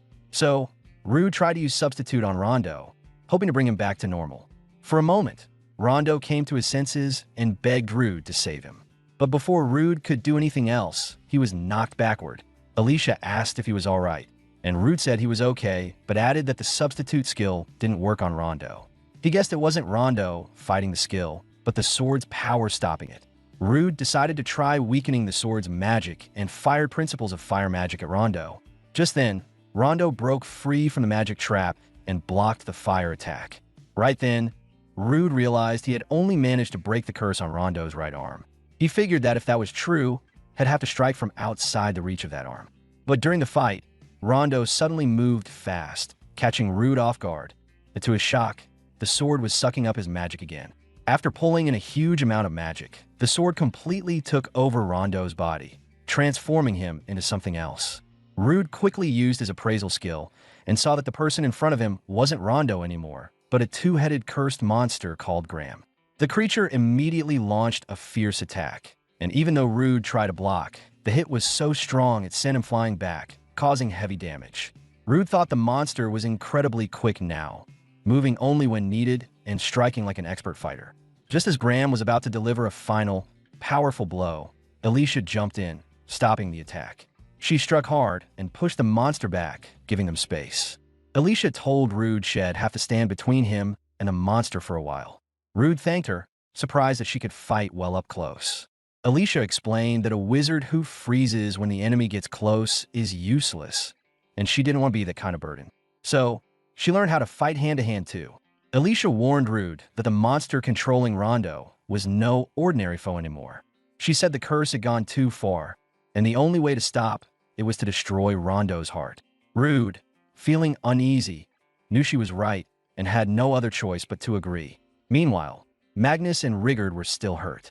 The healer told Magnus to stay down while healing him, but Magnus, even injured, asked Rigard if he'd heard Alicia's warning about Rondo. He wanted to know if the only way to beat Rondo was by breaking his heart, and Rigard, worried, just nodded quietly. Back with Rude and Alicia, they kept fighting the monster, but Rude realized that even together, they couldn't find a clear chance to finish it. Rude thought maybe the monster's two heads gave it a wider view, making it harder to sneak up on. He told Alicia to step back for a bit while he tried to plan. Rude cast a spell that made the area foggy and hard to see. Alicia got the idea right away. He was trying to block the monster's sight. As the creature looked around confused, Rude snuck behind it and chopped off one of its heads. At the same time, Alicia called forth her earth spirit, Nomia, who struck hard at the monster's heart. But when the attack landed, Alicia frowned because it barely scratched the heart and didn't do much damage. Just as the monster lunged at Alicia, Rigard and Magnus suddenly jumped in front to block the attack. Rude was shocked to see them standing up against Rondo's cursed form.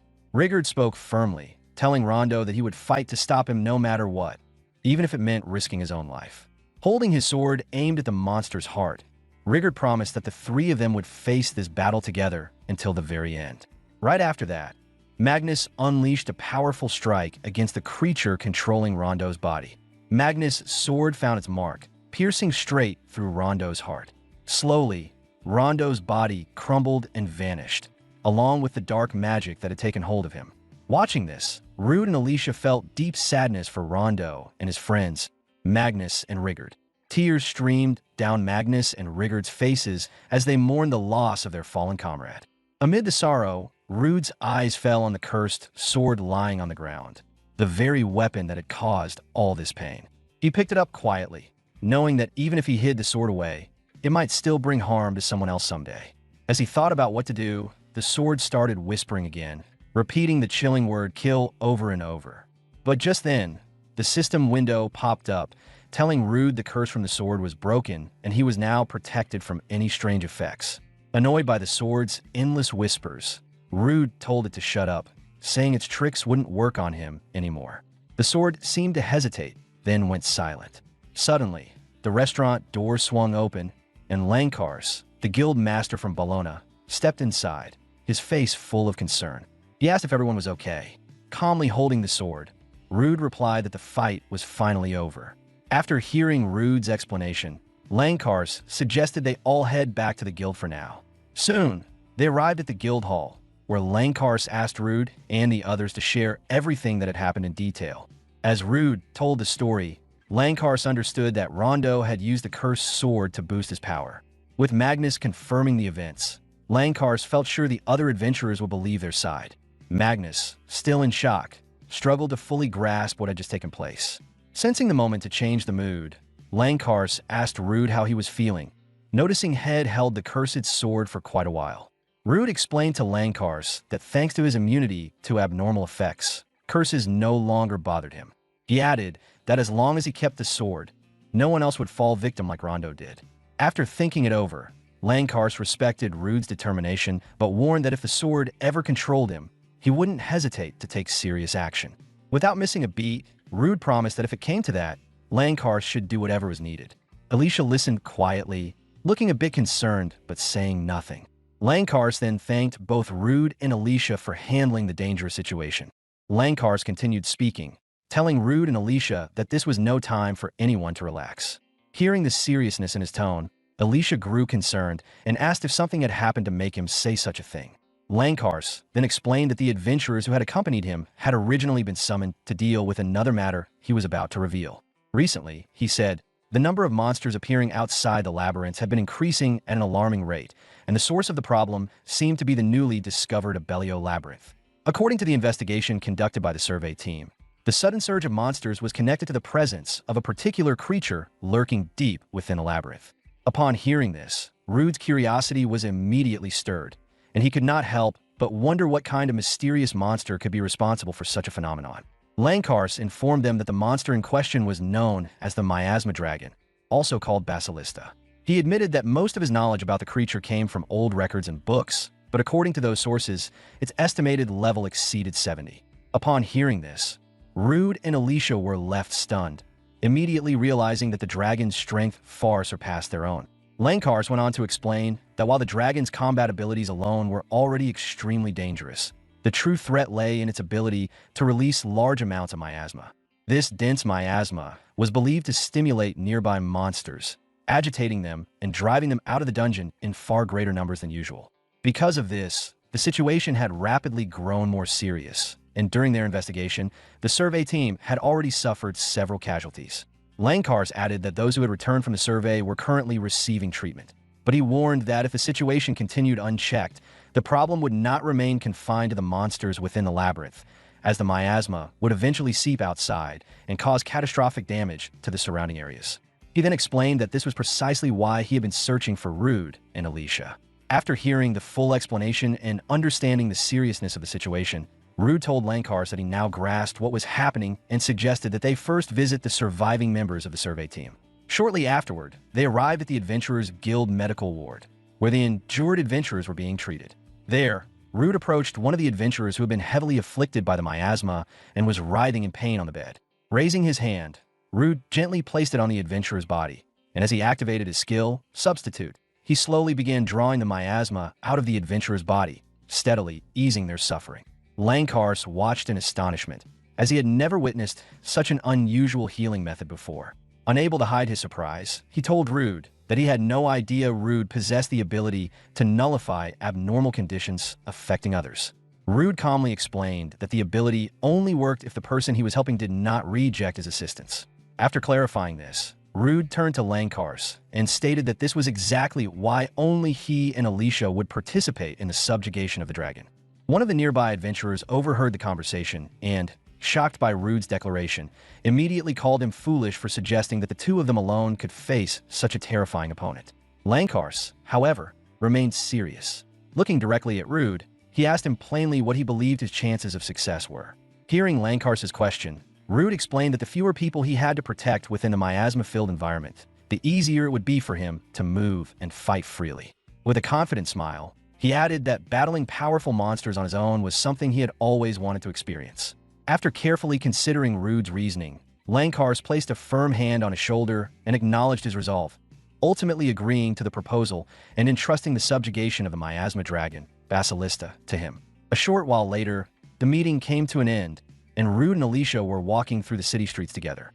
As they made their way along the road, Rude turned to Alicia and suggested that they get a proper night's sleep and make sure they were fully prepared for the challenge that awaited them. Alicia asked Rude whether it was truly all right for just the two of them to take on such a dangerous mission. In response, Rude explained that he could only use his abilities without hesitation if there were no other people around for him to worry about protecting. Then, his tone softening, he apologized for dragging her into such a perilous situation.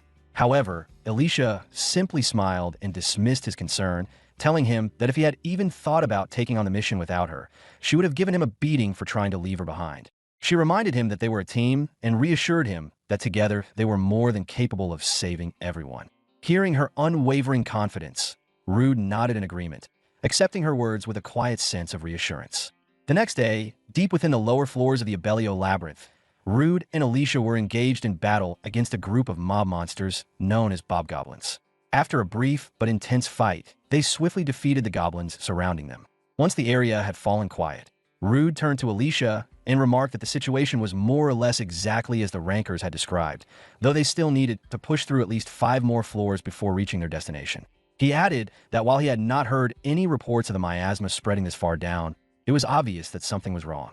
Alicia, carefully observing their surroundings, pointed out that the spread of the miasma appeared to be accelerating. She explained that even the purification items she carried were gradually losing their effectiveness, making it increasingly difficult to cleanse the thickening miasma around them. Changing the subject slightly, Rude then commented that many of the monsters on the next floor seemed to no longer be alive, hinting at the grim and unusual situation that awaited them ahead. Rude then told Alicia that he was not sure how many more floors they would need to pass through and asked if she was certain she did not want to back out while she still could, wanting to confirm whether she truly wished to continue. Alicia, however, firmly replied that she wanted to take on the mission with him. She admitted that Rude's abilities might not be as effective against the monster they were heading to face, but even if close combat became unavoidable, she was confident that she could still land some solid blows. Alicia added that running away and leaving her friends behind again was something she could never forgive herself for. Hearing those words, Rude felt a twinge of guilt and apologized for placing her in such a situation once more. Wanting to support her, he gently placed his hand on her shoulder and activated his substitute skill to relieve the miasma afflicting her body. As Rude observed the miasma surrounding Alicia, he eventually released his hand and remarked that, just as he had expected, he could remove the miasma while maintaining physical contact with her, but once he let go, it slowly began to accumulate in her body again. Alicia smiled when she heard this and suggested that they simply hold hands as they continued forward. She then took Rude's hand in hers and explained that the thick miasma made it difficult for her to clearly see where she was stepping. In addition to Rude using his substitute skill to help suppress the miasma, she asked him to escort her through the labyrinth since her visibility was so limited. Rude smiled in response and agreed to her request, assuring her that he would guide her. With that, the two of them continued their exploration of the labyrinth while holding hands. Moments later, the two of them reached the middle floors of the Abellio labyrinth, where Rude pointed out that the deeper they went, the thicker the miasma became. He also mentioned that he had activated his echolocation skill and had detected two monsters waiting ahead of them. Alicia observed that if those creatures were capable of surviving in such a dense concentration of miasma, they must be extremely formidable opponents. Rude agreed with her assessment, noting that the monsters did not resemble any he had encountered before, which likely meant her assumption was correct. Alicia then asked whether there were any possible detours they could take to avoid them. Rude confirmed that there was an alternate path, but added that, if possible, he would prefer to confront the two monsters directly. Surprised by his answer, Alicia teasingly asked if he intended to eat the monsters. Rude quickly denied this, explaining that such a thing was not his intention. Instead, he clarified that before facing the dragon, he wanted to test the cursed sword Graham, which he had recently acquired. With that said, Rude stepped forward toward the monsters, which were soon identified as level 33 rolling beetles. Activating his principles of earth magic beneath them, he caused the ground to violently shift, launching both monsters into the air. However, as Rude and Alicia watched the outcome, they realized that the spell had not been as effective as they had hoped. One of the rolling beetles immediately curled its body into a ball and shot toward them at high speed. Both Rude and Alicia were momentarily caught off guard by the monster's sudden counterattack. Reacting quickly, Rude turned to Alicia and asked if she could stop the monster's assault. Without hesitation, Alicia told him to leave everything to her, adding that she would need to release his hand for a moment in order to cast her spell.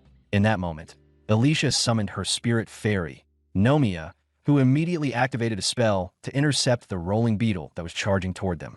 However, the monster proved far stronger than expected, and as she struggled to restrain it, Alicia apologized to Rude, realizing that she would not be able to hold it back for much longer. Understanding the urgency of the situation, Rude quickly unsheathed his cursed sword, telling Alicia that he would use this opportunity to test his new weapon. Gathering all of his magical energy into the blade, he focused intensely while silently hoping that this sword would not shatter like the previous one had. Once enough energy had been concentrated, Rude swung the blade in a powerful strike at the approaching monster. The attack connected and caused some damage, but it failed to cut deeply enough to deal serious harm, leaving the creature only slightly wounded. Realizing that his previous strike lacked sufficient power, Rude understood that he would have to take a gamble. He called out to Alicia, and the moment she heard him, she immediately grasped what he intended. Without hesitation, Alicia unleashed a powerful surge of magical energy, which was instantly absorbed by the cursed sword Graham, one of the weapon's unique abilities. Seeing this, Rude smiled and called out to Graham, urging the sword to reveal its true power. With that, he unleashed a devastating slash toward the rolling beetle, the strike so overwhelming that it split the monster cleanly in half with a single blow. After watching the first creature collapse, Rude shifted his attention to the second beetle, and moments later, he swiftly finished that one off as well. After defeating the monsters, Rude approached Alicia with an excited expression and praised her, saying that her control over her magic had been flawless. Alicia, just as excited, replied that things had turned out quite well. Rude then immediately took her hand and activated his substitute skill, drawing the miasma out of her body once again. Grateful, Alicia thanked him for helping her. After the miasma had been completely absorbed, Rude changed the subject and asked if they could spare a little more time before continuing. Confused, Alicia asked why he needed the extra time. Rude explained that even though the sword had absorbed the magical energy earlier, it had not actually restored his own mana. Hearing this, Alicia quickly understood and teasingly asked if he was planning to eat the monster after all. Embarrassed by her guess, Rude hurriedly denied it, explaining that he only intended to cut the monster into small pieces and carry them along for their journey. A few moments later, Rude used his fire spell to cook the monster meat, and after tasting it, he commented that the flavor was quite unique. Alicia then asked how it felt for him to use the cursed sword. Rude explained that once the sword absorbed enough energy, his physical abilities had increased significantly. Alicia observed that the weapon also seemed sturdy enough that it would not break even if Rude poured a large amount of mana into it, and Rude agreed with her assessment. However, he then mentioned that something about the situation still bothered him. According to the eyewitness reports, the miasma dragon was as large as a massive tree, which made him question how effective the sword would truly be against such a gigantic opponent. He also added that when it came to the sheer weight and impact of an attack, his previous sword had actually been far superior to the one he was currently using. As Rude was speaking with Alicia, he suddenly heard a voice in his mind, It was the voice of the sword. The sword told him to give it the mana stone so it could feast. Confused, Rude briefly wondered if the sword was referring to the monster meat.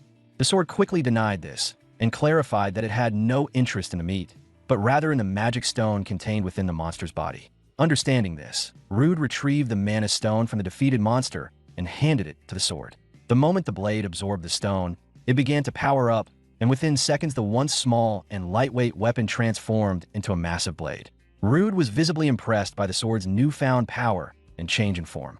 Meanwhile, Alicia looked confused and asked how Rude had understood what the sword was saying, since she had not heard anything at all. Rude explained that the sword had spoken directly into his mind. Thinking about it for a moment, he wondered if the cursed sword had become annoyed earlier when he compared it to his previous weapons, which might explain why it had suddenly grown larger to prove its worth. Turning to Alicia, Rude told her that he had finally figured out how to properly use the cursed sword. Alicia then informed him that the floor directly below them was where the miasma dragon had last been sighted. Just as she finished speaking, a thunderous roar echoed up from the depths of the labyrinth below, causing both Rude and Alicia to freeze in surprise at the sudden sound. Rude then asked Alicia whether the roar they had heard had come from the miasma dragon, but as he spoke, he suddenly noticed that the ceiling above them was beginning to collapse. Realizing the danger, he immediately warned Alicia and suggested that they reinforce the ceiling with earth magic.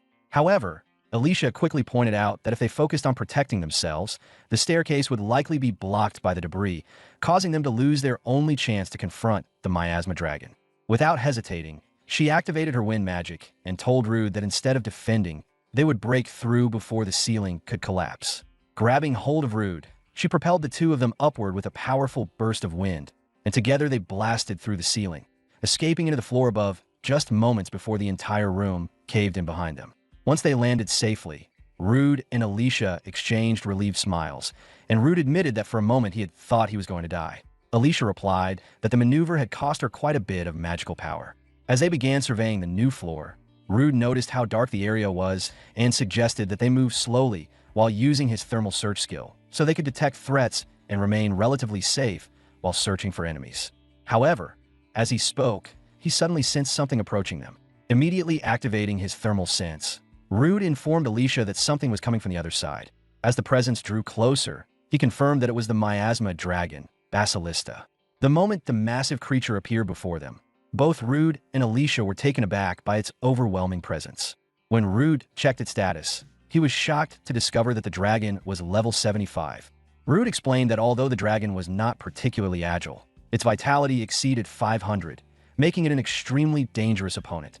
Hearing this, Alicia immediately asked about the creature's abilities, and Rude replied that both its fangs and claws carried a deadly poison. But before he could reveal anything further, the dragon suddenly released a thunderous roar that echoed through the cavern, instantly alerting them to the fact that it had already sensed their presence, prompting Rude to warn Alicia that the monster had noticed them. Remaining calm, Alicia quickly asked whether the dragon possessed any magical resistances, and Rude answered that it was resistant to fire, earth, lightning, and darkness, information that helped Alicia instantly decide to rely on other elemental attributes. With preparations complete, Rude shifted into his combat stance and told Alicia it was time to begin the battle. Yet, as the clash started, he secretly planned to keep his distance and observe the dragon carefully until he could understand its attack patterns, though a growing concern lingered in his mind because the dense miasma surrounding them would gradually weaken Alicia if the fight dragged on too long. And while he wished he could finish the battle quickly, it was obvious that the dragon's overwhelming strength would not make that easy. Suddenly, the beast opened its jaws and unleashed a devastating stream of fire toward him, forcing Rude to instantly activate Flash Step and barely evade the scorching blast, while Alicia watched in shock as the ground struck by the flames completely melted away as if it had never existed. And as Rude continued weaving through the dragon's relentless attacks, Alicia called forth her wind spirit and cast a supportive spell that wrapped around him like a gust of living wind, greatly enhancing his speed and allowing him to move far faster than before. With his speed greatly enhanced, Rude dashed forward and closed the distance with the dragon in an instant, swinging his sword with all his strength and managing to land a clean strike against the monster's body. However, the blade barely bit into the dragon's thick scales, leaving only a shallow mark, and Rude immediately realized that breaking through its defenses would not be easy, thinking grimly that the creature's hide was far tougher than he had anticipated and that his magic also seemed poorly suited to fighting it. Realizing brute force alone would not work, he called out to Alicia, who quickly responded by directing her spirit magic toward the dragon. But when the spell struck its massive body, the effect was disappointingly small, and Alicia stared in shock as she realized that even her magic would barely harm such a monster, making it clear that their attacks were far from enough to turn the tide of the battle. While both of them were momentarily stunned by the dragon's overwhelming durability, the creature suddenly retaliated, whipping its massive tail through the air, the movement sending countless needle-like spikes flying toward them at terrifying speed. Reacting instantly, Rude reinforced his body while Alicia raised a magical shield, the two of them barely managing to deflect the deadly barrage as the sharp needles clattered against their defenses. As Rude continued focusing on the fight, a grim realization settled in his mind. They were in serious trouble, as the dragon possessed incredible defensive power while also having dangerous long-range attacks, leaving him wondering how they could possibly bring such a monster down. Suddenly, Alicia shouted to him, telling him to buy her some time while she prepared her special move before the miasma began lowering her stats even further. Without hesitation, Rude acknowledged her request and shifted his attention entirely toward holding the dragon back, doing everything he could to create the time she needed while Alicia began gathering her magic. As she concentrated on charging the spell, Alicia could not ignore the uneasy thought that she had left herself completely vulnerable, placing all her trust in Rude to keep the dragon at bay and protect them both until her attack was ready. At that moment, Alicia realized that while she prepared her spell, Rude had been forced to handle most of the defense alone, and she felt she had to make up for that while she remained vulnerable. Determined to make the chance count, she decided to pour all of her remaining magic into a single powerful attack. Calling forth all of her spirits, Salam, Urdial, Nomia, and Wakin, she gathered their strength and focused it into the spell she was preparing. The dragon sensed the overwhelming power forming around her and quickly recognized the threat, immediately shifting its attention toward Alicia. Without hesitation, it cast the spell Principles of Darkness, sending a powerful wave of dark magic toward her. At that moment, Rude stepped forward and intercepted the attack, absorbing the dragon's magic energy before it could reach Alicia. Seeing him directly in the path of the attack, Alicia shouted for him to move out of the way. As Rude shifted aside, Alicia released her spell, Spirit's Quintet, and the attack flew forward and struck the dragon with full force. When the smoke from the impact cleared, Alicia saw that the dragon was still standing, though it was badly wounded. She admitted that in the past, she would have been able to defeat such a creature with a single spell, but now she was still too weak since she had not fully recovered her strength. At that moment, Rude walked up and placed his hands on Alicia's shoulders, using his substitute skill to absorb the miasma from her body. He told her it had been a great shot and reassured her that she had done well, adding that now it was his turn to face the dragon. The dragon, bloodied and battered, glared at them while Alicia apologized to Rude for making him use substitute on her, explaining that she had spent nearly all of her magic power on that last attack.